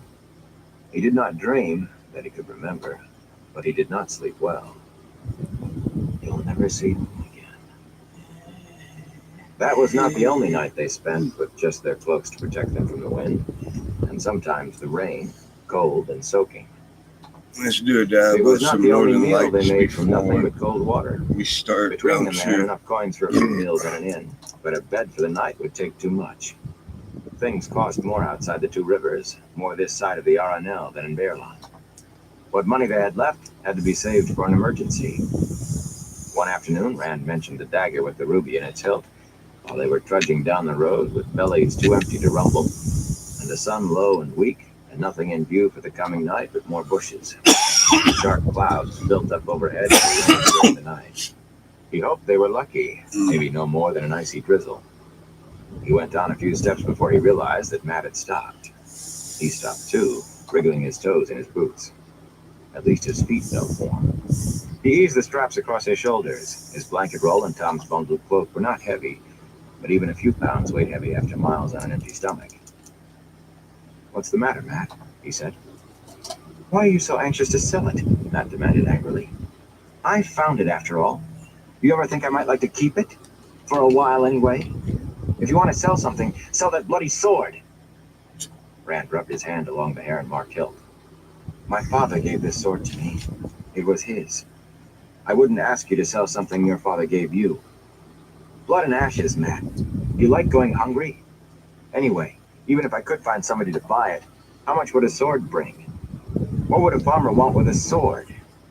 That ruby would fetch enough to take us all the way to Kenlin in a carriage. Maybe all the way to Tarballen. And we'd eat every meal in an inn and sleep every night in a bed. Maybe you like the idea of walking halfway across the world and sleeping on the ground? He glared at Matt, and his friend glared back. They stood like that in the middle of the road until Matt suddenly gave an uncomfortable shrug and dropped his eyes to the road. Who would I sell it to, Rand? A farmer would have to pay in chickens. We couldn't buy a carriage with chickens. And even if I showed it in any village we've been through, they'd probably think we stole it. The light knows what would happen then. After a minute, Rand nodded reluctantly. You're right. I know it. I'm sorry, I didn't mean to snap at you. It's only that I'm hungry and my feet hurt. Mine too. They started down the road again, walking even more wearily than before. The wind gusted up, blowing dust in their faces. Mine too, Matt coughed. Farms did provide some meals and a few nights out of the cold. A haystack was nearly as warm as a room with a fire, at least compared to lying under the bushes. And a haystack, even one without a tarp over it, kept all but the heaviest rain off, if you dug yourself in deeply enough. Sometimes Matt tried his hand at stealing eggs, and once he attempted to milk a cow left unattended, staked out on a long rope to crop in a field. Most farms had dogs, though, and farm dogs were watchful. A 2-mile run with baying hounds at their heels was too high a price for 2 or 3 eggs, as Rand saw it, especially when the dogs sometimes took hours to go away and let them down out of the tree where they had taken shelter. The hours were what he regretted. He did not really like doing it, but Rand preferred to approach a farmhouse openly in broad daylight. Now and again, they had the dog set on them anyway, without a word being said, for the rumors in the Times made everyone who lived apart from other people nervous about strangers. But often an Let's hour hit or some so wedding chopping wood cake. or hauling water would earn a meal And and a after bed. this, we'll hit Instead of some a pile of straw in the barn. key lime pie, But an and hour or we'll two doing start chores was an round hour or 2. two of daylight when they were standing still. An hour or two for the Myrddraal to catch up. Sometimes he wondered how many miles a Fade could cover in an hour. He begrudged every minute of it, though admittedly not so much when he was wolfing down a good wife's hot soup. And when they had no food, knowing they had spent every possible minute moving toward Camelin did not do much to soothe an empty stomach. Rand could not make up his mind if it was worse to lose time or go hungry, but Matt went beyond worrying about his belly or pursuit. What do we know about them anyway? Matt demanded one afternoon while they were mucking outside on a small farm. Like, Matt, what do they know about us? Rand sneezed. They were working stripped to the waist, and sweat and straw covered them both liberally, and motes of straw dust hung in the air. What I know is they'll give us some roast lamb and a real bed to sleep in. Matt dug his hay fork into the straw and manure and gave a sidelong frown at the farmer, coming from the back of the barn with a bucket in one hand and his milking stool in the other. A stooped old man with skin like leather and thin gray hair, the farmer slowed when he saw Matt looking at him, then looked away quickly and hurried on out of the barn, slopping milk over the rim of the bucket in his haste. He's up to something, I tell you, Matt said. See the way he wouldn't meet my eye? Why are they so friendly to a couple of wanderers they never laid eyes on before? Tell me that. His wife says we remind her of their grandsons. Will you stop worrying about them?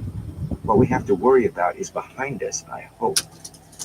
He's up to something, Matt muttered. When they finished, they washed up at the trough in front of the barn, their shadows stretching long with the sinking sun. Rand toweled off with his shirt as they walked to the farmhouse. The farmer met them at the door. He leaned on a quarterstaff in a too casual manner. Behind him, his wife clutched her apron and peered past his shoulder, chewing her lip. Rand sighed. He did not think he and Matt reminded them of their grandsons any longer. Our sons are coming to visit tonight, the old man said. All 4 of them. I forgot. They're all 4 coming. Big lads, strong. Be here any time now. I'm afraid we don't have the bed we promised you. His wife thrust a small bundle wrapped in a napkin past him. Here, it's bread and cheese and pickles and lamb. Enough for 2 meals, maybe. Here. Her wrinkled face asked him to please take it and go. Rand took the bundle. Thank you. I understand. Come on, Matt. Matt followed him, grumbling while he pulled his shirt over his head. Rand thought it best to cover as many miles as they could before stopping to eat. The old farmer had a dog. It could have been worse, he thought. 3 days earlier, while they were still working, they'd had the dog set on them. The dogs and the farmer and his 2 sons waving cudgels chased them out to the Canelan Road and half a mile down it before giving up. They had barely had time to snatch up their belongings and run. The farmer had carried a bow with a broadhead arrow nocked. "Don't come back here," he had shouted after them. "I don't know what you're up to, but don't let me see your shifty eyes again." Matt had started to turn back, fumbling at his quiver, but Rand pulled him on. "Are you crazy?" Matt gave him a sullen look, but at least he kept running. Rand sometimes wondered if it was worthwhile stopping at farms. The further they went, the more suspicious of strangers Matt became, and the less he was able to hide it. Or bothered to. The meals got skimpier for the same work, and sometimes the farm was offered as a place of sleep. But then a solution to all their problems came to Rand, and it came at Grinwell's farm. Master Grinwell and his wife had 9 children, the eldest daughter not more than a year younger than Rand and Matt. Master Grinwell was a sturdy man, and with his children he probably had no need of any more help, but he looked them up and down, taking in their travel-stained clothes and dusty boots, and allowed as how he could always find work for more hands. Mistress Grinwell said that if they were going to eat at her table, they would not do it in those filthy things. She was about to do laundry, and some of her husband's old clothes would fit them well enough for working. She smiled when she said it, and for a minute she looked to Rand just like Mistress Alvier, though her hair was yellow. He had never seen hair that color before. Even Matt seemed to lose some of his tension when her smile touched him. The eldest daughter was another matter. Dark-haired, big-eyed, and pretty, Els grinned impudently at them whenever her parents were not looking. While they worked, moving barrels and sacks of grain in the barn, she hung over a stall door, humming to herself and chewing the end of one long pigtail, watching them. Rand she watched especially.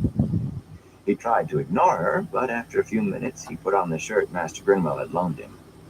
It was tight across the shoulders and too short, but it was better than nothing. Els laughed out loud when he tugged it on. He began to think that this time it would not be Matt's fault when they were chased off. Aaron would know how to handle this, he thought. He'd make some offhand comment, and pretty soon she'd be laughing at his jokes instead of mooning around where her father can see. Only he could not think of any offhand comment or any jokes either. Whenever he looked in her direction, she smiled at him in a way that would have had her father loosing the dogs on them if he saw. Once she told him she liked tall men. All the boys in the farms around here were short. Matt gave a nasty snicker. Wishing he could think of a joke, Rand tried to concentrate on his hay fork. The younger children, at least, were a blessing in Rand's eyes. Matt's wariness always eased a little when there were children around. After supper, they all settled in front of the fireplace, with Master Grinwell in his favorite chair, thumbing his pipe full of tobacco, and Mistress Grinwell fussing with her sewing box and the shirts she had washed for him and Matt. Matt dug out Tom's colored balls and began to juggle. He never did that unless they were children.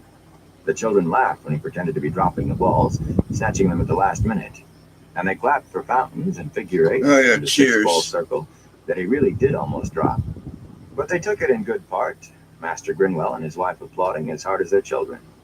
When Matt was done, bowing around the room with as many flourishes as Tom might have made, Rand took Tom's flute from its case.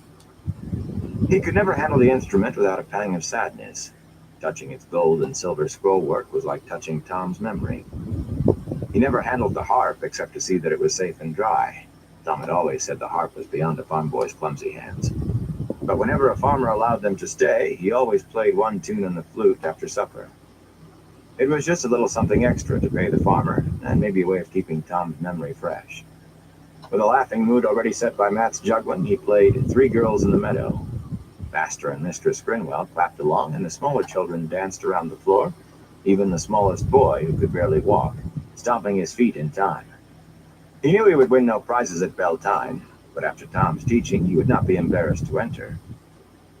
Els was sitting cross-legged in front of the fire, and as he lowered the flute after the last note, she leaned forward with a long sigh and smiled at him. "You play so beautifully. I never heard anything so beautiful." Mistress Grinwell suddenly paused in her sewing and raised an eyebrow at her daughter, then gave Rand a long, appraising look. He had picked up the leather case to put the flute away, but under her stare, he dropped the case and almost the flute, too. If she accused him of trifling with her daughter, in desperation, he put the flute back to his lips and played another song. Then another, and another. I'll be right back. Mr. Grinwell kept watching him. He played The Wind That Shakes the Willow and Coming Home from Tarwin's Gap, and Mistress Inora's Rooster, and The Old Black Bear. He played every song he could think of, but she never took her eyes off him. Be She right never back. said anything either, but she watched and waited. It was late when Master Grinwell finally stood up, chuckling and rubbing his hands together. "Well, this has been rare fun, but it's way past our bedtime. You traveling lads make your own hours, but morning comes early on a farm. I'll tell you, lads, I have paid good money at an inn for no better entertainment than I've had this night. For worse." "I think they should have a reward, Father," Mistress Grinwell said as she picked up her youngest boy, who had long since fallen asleep in front of the fire. "The barn is no fit place to sleep. They can sleep in Elsa's room tonight, and she will sleep with me." Els grimaced. She was careful to keep her head down, but Rand saw it. He thought her mother did, too. Master Grinwell nodded. Yes, much better than the barn. If you don't mind sleeping two to a bed, that is." Rand flushed. Mistress Grinwell was still looking at him. "I do wish I could hear more of that flute. And you're juggling, too. I like that. You know, there's a little task you could help with tomorrow, and..." "They'll be wanting an early start, Father," Mistress Grinwell cut in. "Arian is the next village the way they're going, and if they intend to try their luck at the inn there, they'll have to walk all day to get there before dark." "Yes, Mistress," Rand said. "We will. And thank you." She gave him a tight-lipped smile, as if she knew very well that his thanks were for more than her advice, or even supper and a warm bed. The whole next day, Matt twitted him about Els as they made their way down the road. He kept trying to change the subject, and what the Grinwells had suggested about performing at inns was the easiest thing to mind. In the morning, with Els pouting as he left, and Mistress Grinwell watching with a sharp-eyed look of good riddance and soonest mended, it was just something to keep Matt from talking. By the time they did reach the next village, it was something else again. With dusk descending, they entered the only inn in Arian, and Rand spoke to the innkeeper. He played Ferry Over the River, which the plump innkeeper called Darling Sarah, and part of The Road to Dunarin. And Matt did a little juggling, and the upshot was that they slept in a bed that night and ate roasted potatoes and hot beef. It was the smallest room in the inn, to be sure, up under the eaves in the back, and the meal came in the middle of a long night of playing and juggling, but it was still a bed beneath a roof. Even better to Rand, every daylight hour had been spent traveling, and the inn's patrons did not seem to care if Matt stared at them suspiciously. Some of them even looked askance at one another. The times made suspicion of strangers a commonplace, and there were always strangers at an inn. Rand slept better than he had since leaving White Ridge, despite sharing a bed with Matt and his nocturnal muttering. In the morning, the innkeeper tried to talk him into staying another day or two, but when he could not, he called over a bleary-eyed farmer who had drunk too much to drive his cart home the night before. An hour later, they were 5 miles further east, sprawling on their backs on the straw in the back of Easel Forney's cart. That became the way of their traveling. With a little luck, and maybe a ride or two, they could almost always reach the next village by dark. If there was more than one inn in a village, the innkeepers would bid for them once they heard Rand's flute and saw Matt juggle. Together, they still did not come close to agreement, but they were more than most villages saw in a year. 2 or 3 inns in a town meant a better room with 2 beds and more generous portions of a better cut of meat, and sometimes even a few coppers in their pockets when they left besides. In the mornings, there was almost always someone to offer a ride, another farmer who had stayed too late and drunk too much, or a merchant who had liked their entertainment enough not to mind if they hopped up on the back of one of his wagons. Rand began to think their problems were over till they reached Camelin. But then they came to Four Kings. Chapter 32. Four Kings in Shadow. The village was bigger than most, but still a scruffy town to bear a name like Four Kings. As usual, the Camelin Road ran straight through the center of the town, but another heavily traveled highway came in from the south, too. Most villages were markets and gathering places for the farmers of the area, but there were few farmers to be seen here. Four Kings survived as a stopover for merchants' wagon trains on their way to Camelin, and to the mining towns in the mountains of Mist beyond Bearlawn, as well as the villages between. The southern road carried Lugard's trade with the mines in the west. Lugarder merchants going to Camelin had a more direct route.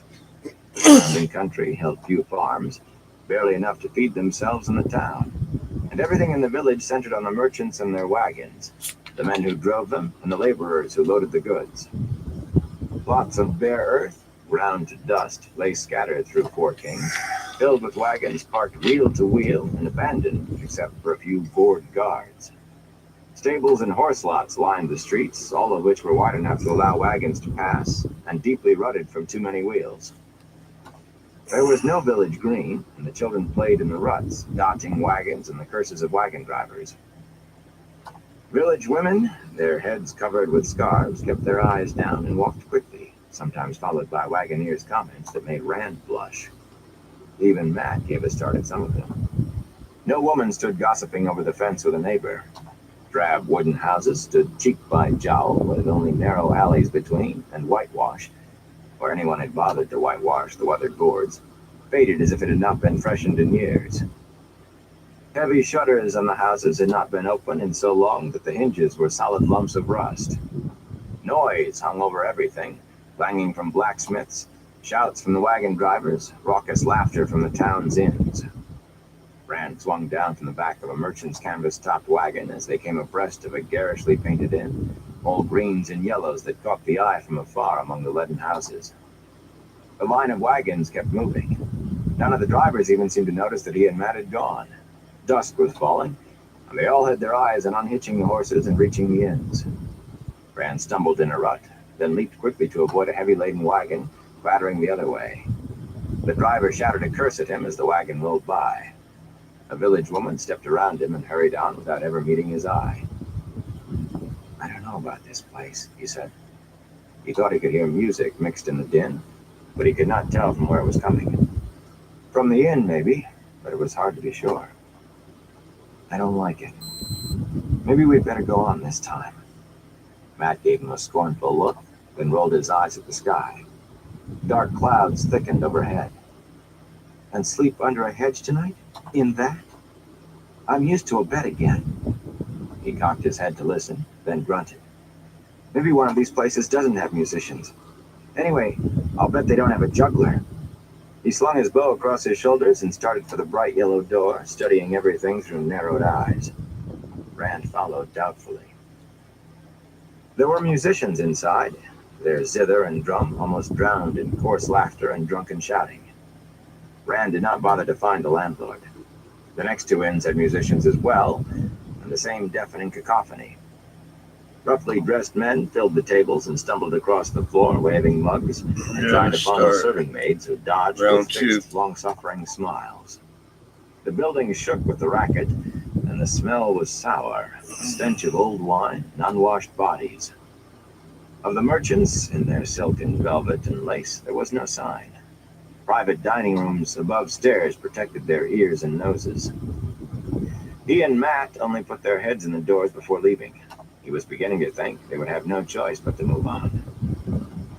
The fourth inn, the Dancing Cartman, stood silent.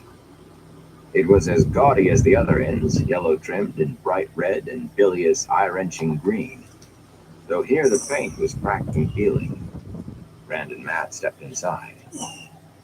Only half a dozen men sat at the tables that filled the common room, hunched over their mugs, each one glumly alone with his thoughts. Business was definitely not good, but it had been better once. Exactly as many serving maids as there were patrons busied themselves around the room.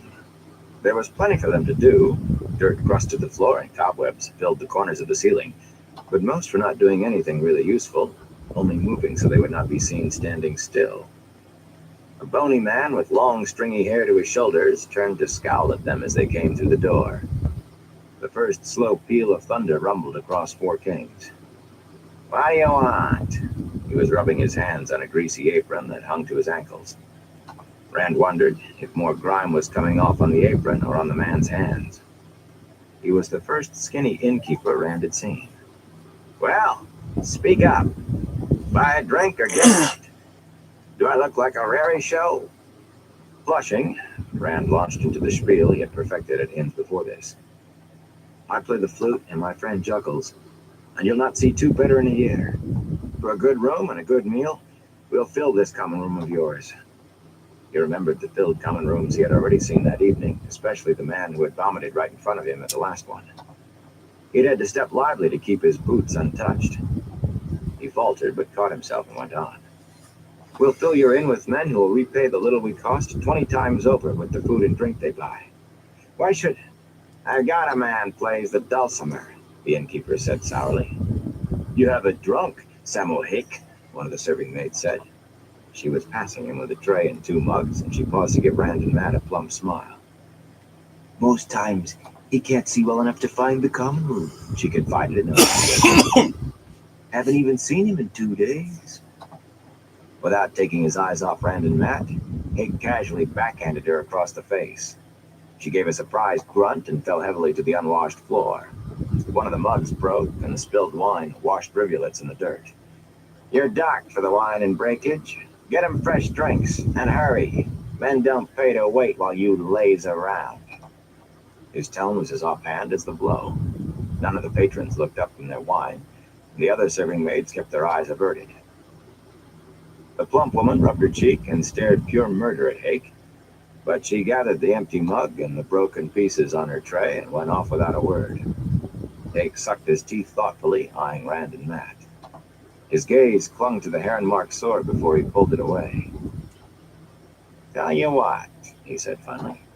"You can have a couple of pallets in an empty storeroom in the back. Rooms are too expensive to give away. You eat when everybody's gone. There ought to be something left."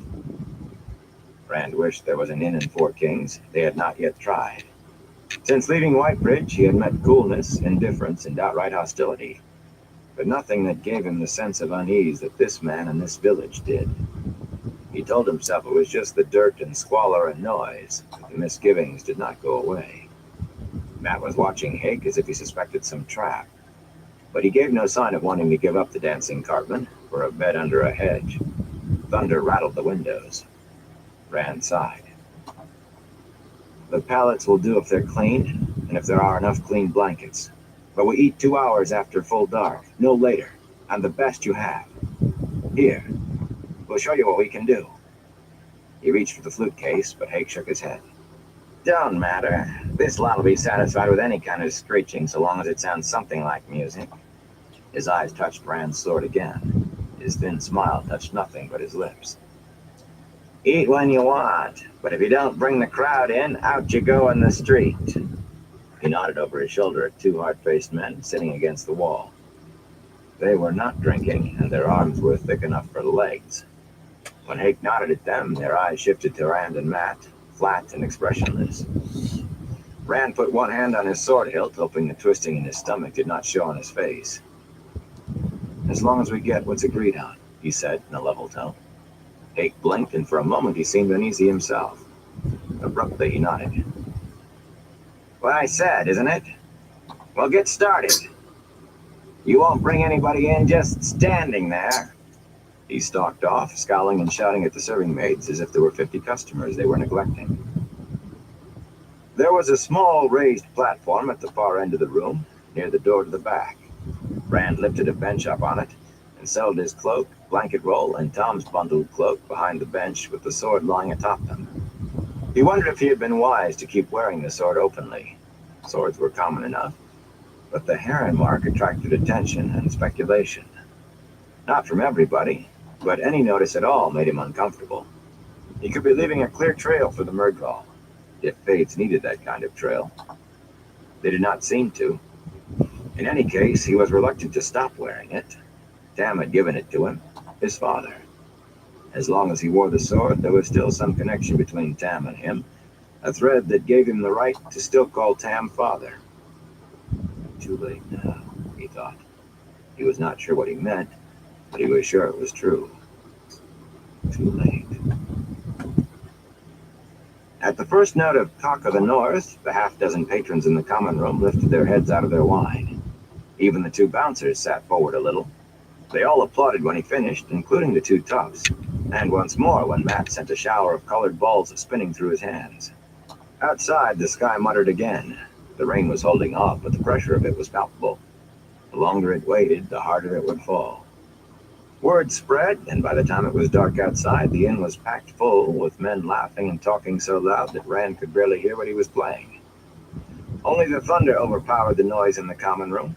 Lightning flashed in the windows, and in the momentary lulls, he could faintly hear rain drumming on the roof. Men who came in now dripped trails across the floor. Whenever he paused, voices shouted the names of tunes through the din. A good many names he did not recognize, though when he got someone to hum a bit of it, he often found he did know the song. It had been that way other places before. Jolly Jayham was Rhea's fling here, and had been Colors of the Sun at an earlier stop. Some names stayed the same, others changed with 10 miles distance, and he had learned new songs too. The Drunken Peddler was a new one, though sometimes it was called Tinker in the Kitchen. Two Kings Came Hunting was Two Horses Running, and several other names besides. He played the ones he knew, and men pounded the tables for more. Others called for Matt to juggle again. Sometimes fights broke out between those wanting music and those who fancied juggling.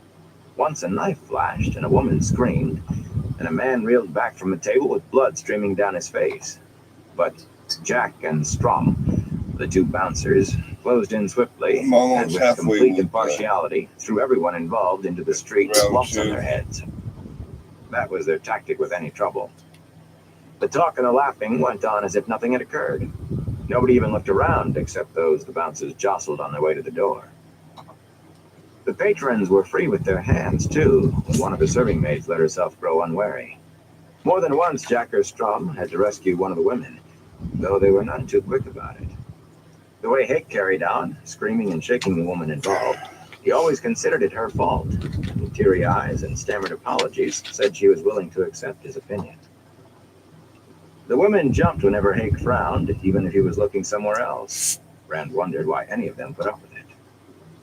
Hake smiled when he looked at Rand and Matt.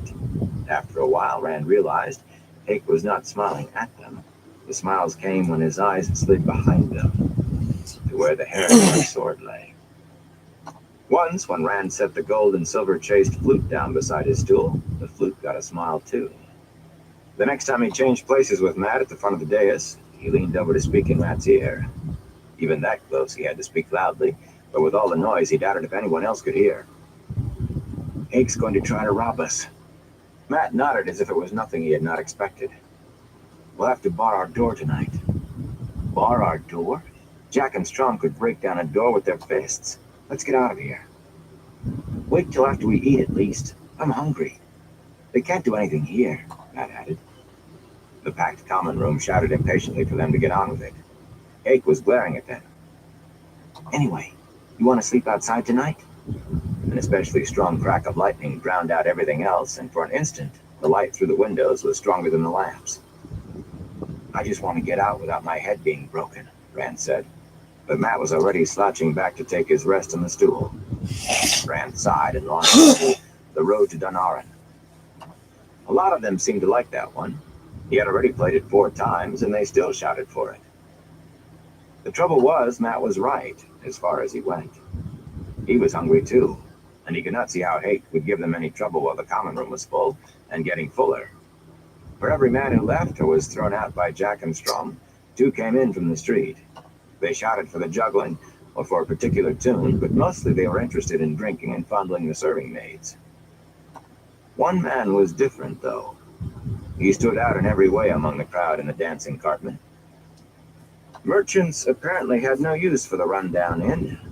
There were not even any private dining rooms for them, as far as he could make out. The patrons were all rough-dressed, with the tough skin of men who labored in the sun and wind. This man was sleekly fleshy, with a soft look to his hands. A velvet coat and a dark green velvet cloak lined with blue silk was slung around his shoulders. All of his clothes had an expensive cut to them. His shoes, soft velvet slippers, not boots, were not made for the rutted streets of Four Kings, or for any streets at all, for that matter. He came in well after dark, shaking the rain off his cloak as he looked around, a twist of distaste on his mouth. He scanned the room once, already turning to go, then suddenly gave a start at nothing Rand could see and sat down at a table Jack and Strom had just emptied. A serving maid stopped at his table, then brought him a mug of wine, which he pushed to one side and never touched again. She seemed in a hurry to leave his table both times, though he did not try to touch her or even look at her. Whatever it was about him that made her uneasy, others who came close to him noticed it too. For all of his soft look, whenever some callous-handed wagon driver decided to share his table, one glance was all it took to send the man looking elsewhere. He sat as if there were no one else in the room but him, and Rand and Matt. Them he watched over steepled hands that glittered with a ring on each finger. He watched them with a smile of satisfied recognition. Rand murmured to Matt as they were changing places again, and Matt nodded. I saw him. Who is he? I keep thinking I know him. The same thought had occurred to Rand, tickling the back of his memory, but he could not bring it forward. Yet he was sure that face was one he had never seen before. Round two done. When they had been performing for 2 hours, as near as Rand could estimate, he slipped the flute into its case, and he and Matt gathered up their belongings. As they were stepping down from the low platform, 8 came bustling up, anger twisting his narrow face. It's time to eat, Rand said to forestall him, and we don't want our things stolen. You want to tell the cook? Ake hesitated, still angry, trying unsuccessfully to keep his eyes off what Rand held in his arms. Casually, Rand shifted his bundles so he could rest one hand on the sword. Or you can try throwing us out. He made the emphasis deliberately, then added, There's a lot of night left for us to play yet. We have to keep our strength up if we're going to perform well enough to keep this crowd spending money. How long do you think this room will stay full if we fall over from hunger? Ake's eyes twitched over the room full of men putting money in his pocket. Then he turned and stuck his head through the door to the rear of the inn. Feed him, he shouted. Rounding on Rand and Matt, he snarled, Don't be all night about it. I expect you up there till the last man's gone. Some of the patrons were shouting for the musician and the juggler, and Ake turned to soothe them. The man in the velvet cloak was one of the anxious ones. Rand motioned to Matt to follow him. A stout door separated the kitchen from the front of the inn, and, except when it opened to let a serving maid through, the rain pounding the roof was louder in the kitchen than the shouts from the common room. It was a big room, hot and steamy from stoves and ovens, with a huge table covered with half-prepared food and dishes ready to be served. Some of the serving maids sat clustered on a bench near the rear door, rubbing their feet and chattering away all at once with the fat cook, who talked back at the same time and waved a big spoon to emphasize her points. They all glanced up as Rand and Matt came in, but it did not slow their conversation or stop their foot rubbing. We ought to get out of here while we have the chance, Rand said softly, but Matt shook his head, his eyes fixed on the 2 plates the cook was filling with beef and potatoes and peas. She hardly looked at the 2 of them, keeping up her talk with the other women while she pushed things aside on the table with her elbows and set the plates down, adding forks. After we eat is time enough. Matt slid onto a bench and began using his fork as if it were a shovel. Rand sighed, but he was right behind Matt. He had had only a butt end of bread to eat since the night before. His belly felt as empty as a beggar's purse, and the cooking smells that filled the kitchen did not help. He quickly had his mouth full, though Matt was getting his plate refilled by the cook before he had finished half of his. He did not mean to eavesdrop on the women's talk, but some of the words reached out and grabbed him. Sounds crazy to me. Crazy or not, it's what I hear. He went to half the inns in town before he came here. Just walked in, looked around, and walked out without saying one word. Even at the Royal Inn. Like it wasn't raining at all. Maybe he thought here was the most comfortable. That brought gales of laughter. What I hear is, he didn't even get to Four Kings till after nightfall. and his horses blowing like they've been pushed hard. Where'd he come from to get caught out after dark? Nobody but a fool or a madman travels anywhere and plans it that badly. Well, maybe he's a fool, but he's a rich one. I hear he even has another carriage for his servants and baggage. There's money there, mark my words. Did you see that cloak of his? I wouldn't mind having that my own self. He's a little plump for my taste. But I always say a man can't be too fat if enough gold comes with it. They all doubled over giggling, and the cook threw back her head and roared with laughter. Rand dropped his fork on his plate. A thought he did not like bubbled in his head. I'll be back in a minute, he said. Matt barely nodded, stuffing a piece of potato into his mouth. Rand picked up his sword belt along with his cloak as he stood, and buckled it around his waist on the way to the back door. No one paid him any mind. The rain was bucketing down. He swung his cloak around his shoulders and pulled the hood over his head, holding the cloak closed as he trotted across the stable yard. A curtain of water hid everything except when lightning flashed, when he found what he was hunting. The horses had been taken into the stable, but the two black-lacquered carriages glistened wetly outside. Thunder grumbled, and a bolt of lightning streaked above the inn. In the brief burst of light, he made out a name in gold script on the coach doors. Howell Gold. Unmindful of the rain beating at him, he stood staring at the name he could no longer see. He remembered where he had last seen black-lacquered coaches with their owners' names on the door, and sleek, overfed men in silk-lined velvet cloaks and velvet slippers. Whitebridge. A Whitebridge merchant could have a perfectly legitimate reason to be on his way to Caneland. A reason that sends him to half the inns in town before he chooses the one where you are.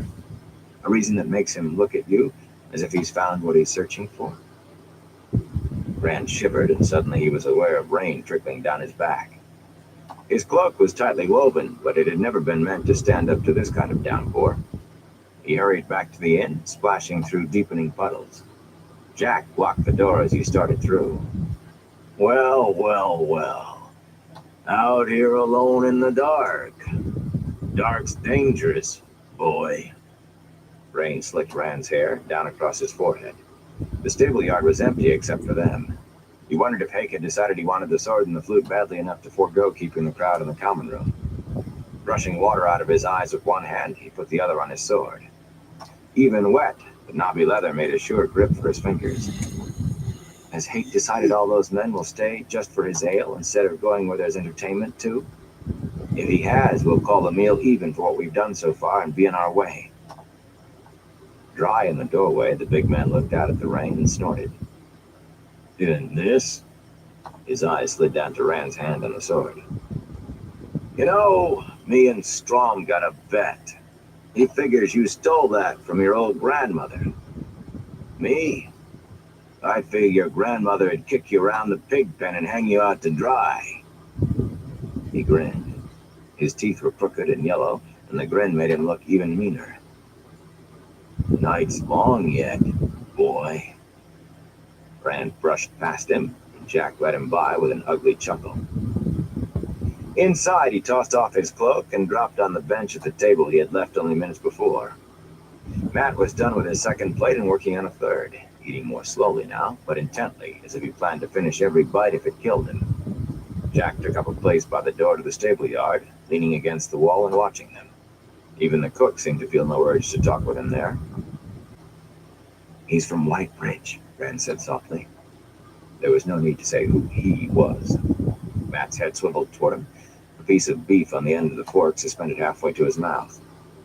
Conscious of Jack watching, Rand stirred the food on his plate. He could not have gotten a mouthful down if he had been starving, but he tried to pretend an interest in the peas as he told Matt about the carriages and what the women had said in case Matt had not been listening. Obviously, he had not been. Matt blinked in surprise and whistled between his teeth, then frowned at the meat on his fork and grunted as he tossed the fork onto his plate. Rand wished he would make at least an effort to be circumspect. After us, Matt said when he finished. The creases in Matt's forehead deepened. A dark friend? Maybe, I don't know. Rand glanced at Jack, and the big man stretched elaborately, shrugging shoulders as big as any blacksmith's. You think we can get past him? Now without him making enough noise to bring Hake and the other one. I knew we should never have stopped here. Rand gaped, but before he could say anything, Hake pushed through the door from the common room. Strom bulked large over his shoulder. Jack stepped in front of the back door. You going to eat all night? Hake barked. I didn't feed you so you could lie around out here. Rand looked at his friend. Later, Matt mouthed, and they gathered their things under the watchful eyes of Hake, Strom, and Jack. In the common room, cries for juggling and the names of tunes burst through the clamor as soon as Rand and Matt appeared. The man in the velvet cloak, Howell Goad, still appeared to ignore everyone around him, but he was nonetheless seated on the edge of his chair. At the sight of them, he leaned back, the satisfied smile returning to his lips. Rand took the first turn at the front of the dais, playing Drawing Water from the Well, with only half his mind on it. No one seemed to notice the few wrong notes. He tried to think of how they were going to get away and tried to avoid looking at Goad, too. If he was after them, there was no point in letting him know they knew it. As for getting away... He had never realized before what a good trap an inn made. Hake, Jack, and Strom did not even have to keep a close eye on them. The crowd would let them know if he or Matt left the dais. As long as the common room was full of people, Hake could not send Jack and Strom after them. But as long as the common room was full of people, they could not get away without Hake knowing. And Goad was watching their every move, too. It was so funny he would have laughed if he had not been on the point of throwing up. They would just have to be wary and wait their chance. When he changed places with Matt, Rand groaned to himself. Matt glared at Hake, at Strom, at Jack, without a care to whether they noticed or wondered why. When he was not actually handling the balls, his hand rested under his coat. Rand hissed at him, but he paid no attention. If Hake saw that ruby, he might not wait until they were alone. If the men in the common room saw it, half of them might join in with Hake. Worst of all, Matt stared at the Whitebridge merchant, the dark friend, twice as hard as at anyone else, and Goad noticed. There was no way he could avoid noticing. But it did not disturb his aplomb in the least. His smile deepened, if anything, and he nodded to Matt as if to an old acquaintance, then looked at Rand and raised a questioning eyebrow. Rand did not want to know what the question was. He tried to avoid looking at the man, but he knew it was too late for that. Too late. Too late again. Only one thing seemed to shake the velvet-cloaked man's equilibrium. Rand's sword. He had left it on. 2 or 3 men staggered up to ask if he thought his playing was so bad that he needed protection, but none of them had noticed the heron on the hilt. Goad noticed. His pale hands clenched, and he frowned at the sword for a long time before his smile came back. When it did, it was not as sure as before. One good thing at least, Rand thought. If he believes I can live up to the heron mark, maybe he'll leave us alone. Then all we have to worry about is Hake and his bullies. It was hardly a comforting thought, and sword or no sword, Goad kept watching, and smiling. To Rand, the night seemed to last a year, all those eyes looking at him, Hake and Jack and Strom like vultures watching a sheep caught in a bog, Goad waiting like something even worse. He began to think that everybody in the room was watching with some hidden motive. Sour wine fumes and the stench of dirty, sweating bodies made his head swim, and the din of voices beat at him till his eyes blurred, and even the sound of his own flute scratched at his ears. The crash of the thunder seemed to be inside his skull. Weariness hung on him like an iron weight. Eventually, the need to be up with the dawn began to pull men reluctantly out into the dark. A farmer had only himself to answer to, but merchants were notoriously unfeeling about hangovers when they were paying drivers' wages. In the small hours, the common room slowly emptied as even those who had rooms above stairs staggered off to find their beds. Goad was the last patron. When Rand reached for the leather flute case, yawning, Goad stood up and slung his cloak over his arm. The serving maids were cleaning up, muttering among themselves about the mess of spilled wine and broken crockery. Hake was locking the front door with a big key. Goad cornered Hake for a moment, and Hake called one of the women to show him to a room. The velvet-cloaked man gave Matt and Rand a knowing smile before he disappeared upstairs. Hake was looking at Rand and Matt. Jack and Strom stood at his shoulders. Rand hastily finished hanging his things from his shoulders, holding them all awkwardly behind him with his left hand so he could reach his sword. He made no move toward it, but he wanted to know it was ready. He suppressed a yawn. How tired he was something they should not know. Matt shouldered his bow and his few other belongings awkwardly, but he put his hand under his coat as he watched Hake and his toughs approach. Hake was carrying an oil lamp, and to Rand's surprise, he gave a little bow and gestured to a side door with it. "Your pallets are this way." Only a slight twist of his lips spoiled his act. Matt thrust his chin out at Jack and Strom. "You need those two to show us our beds?" "I'm a man of property," Hake said, smoothing the front of his soiled apron. "And men of property can't be too careful." A crash of thunder rattled the windows, and he glanced significantly at the ceiling, then gave them a toothy grin. "You want to see your beds or not?" Rand wondered what would happen if he said they wanted to leave. If you really did know more about using a sword than the few exercises Land showed you. "Lead the way," he said, trying to make his voice hard.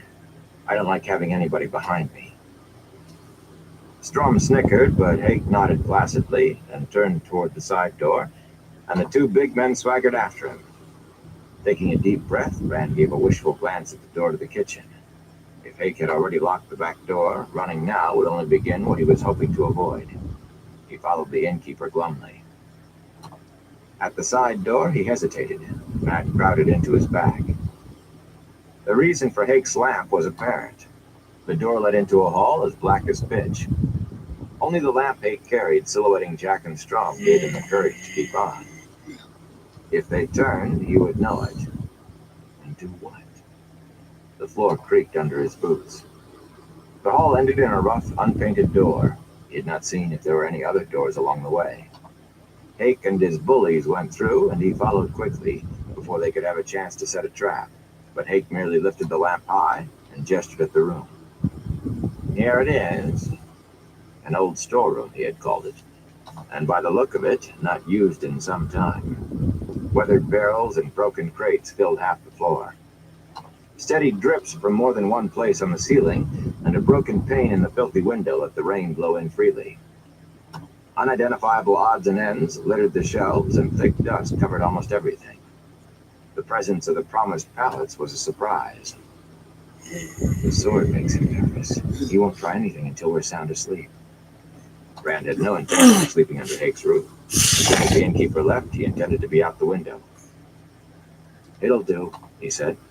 He kept his eyes on Hake, wary for a signal to the two grinning men at the innkeeper's side. It was an effort not to wet his lips. "Leave the lamp," Hake grunted, but pushed the lamp onto a shelf. He hesitated, looking at them, and Rand was sure he was about to give the word for Jack and Strom to jump them. But his eyes went to Rand's sword with a calculating.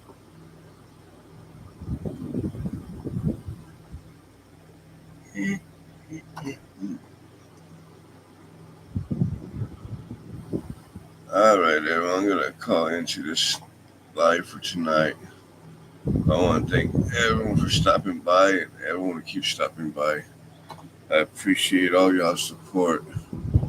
Until next time, everyone. Y'all stay safe out there.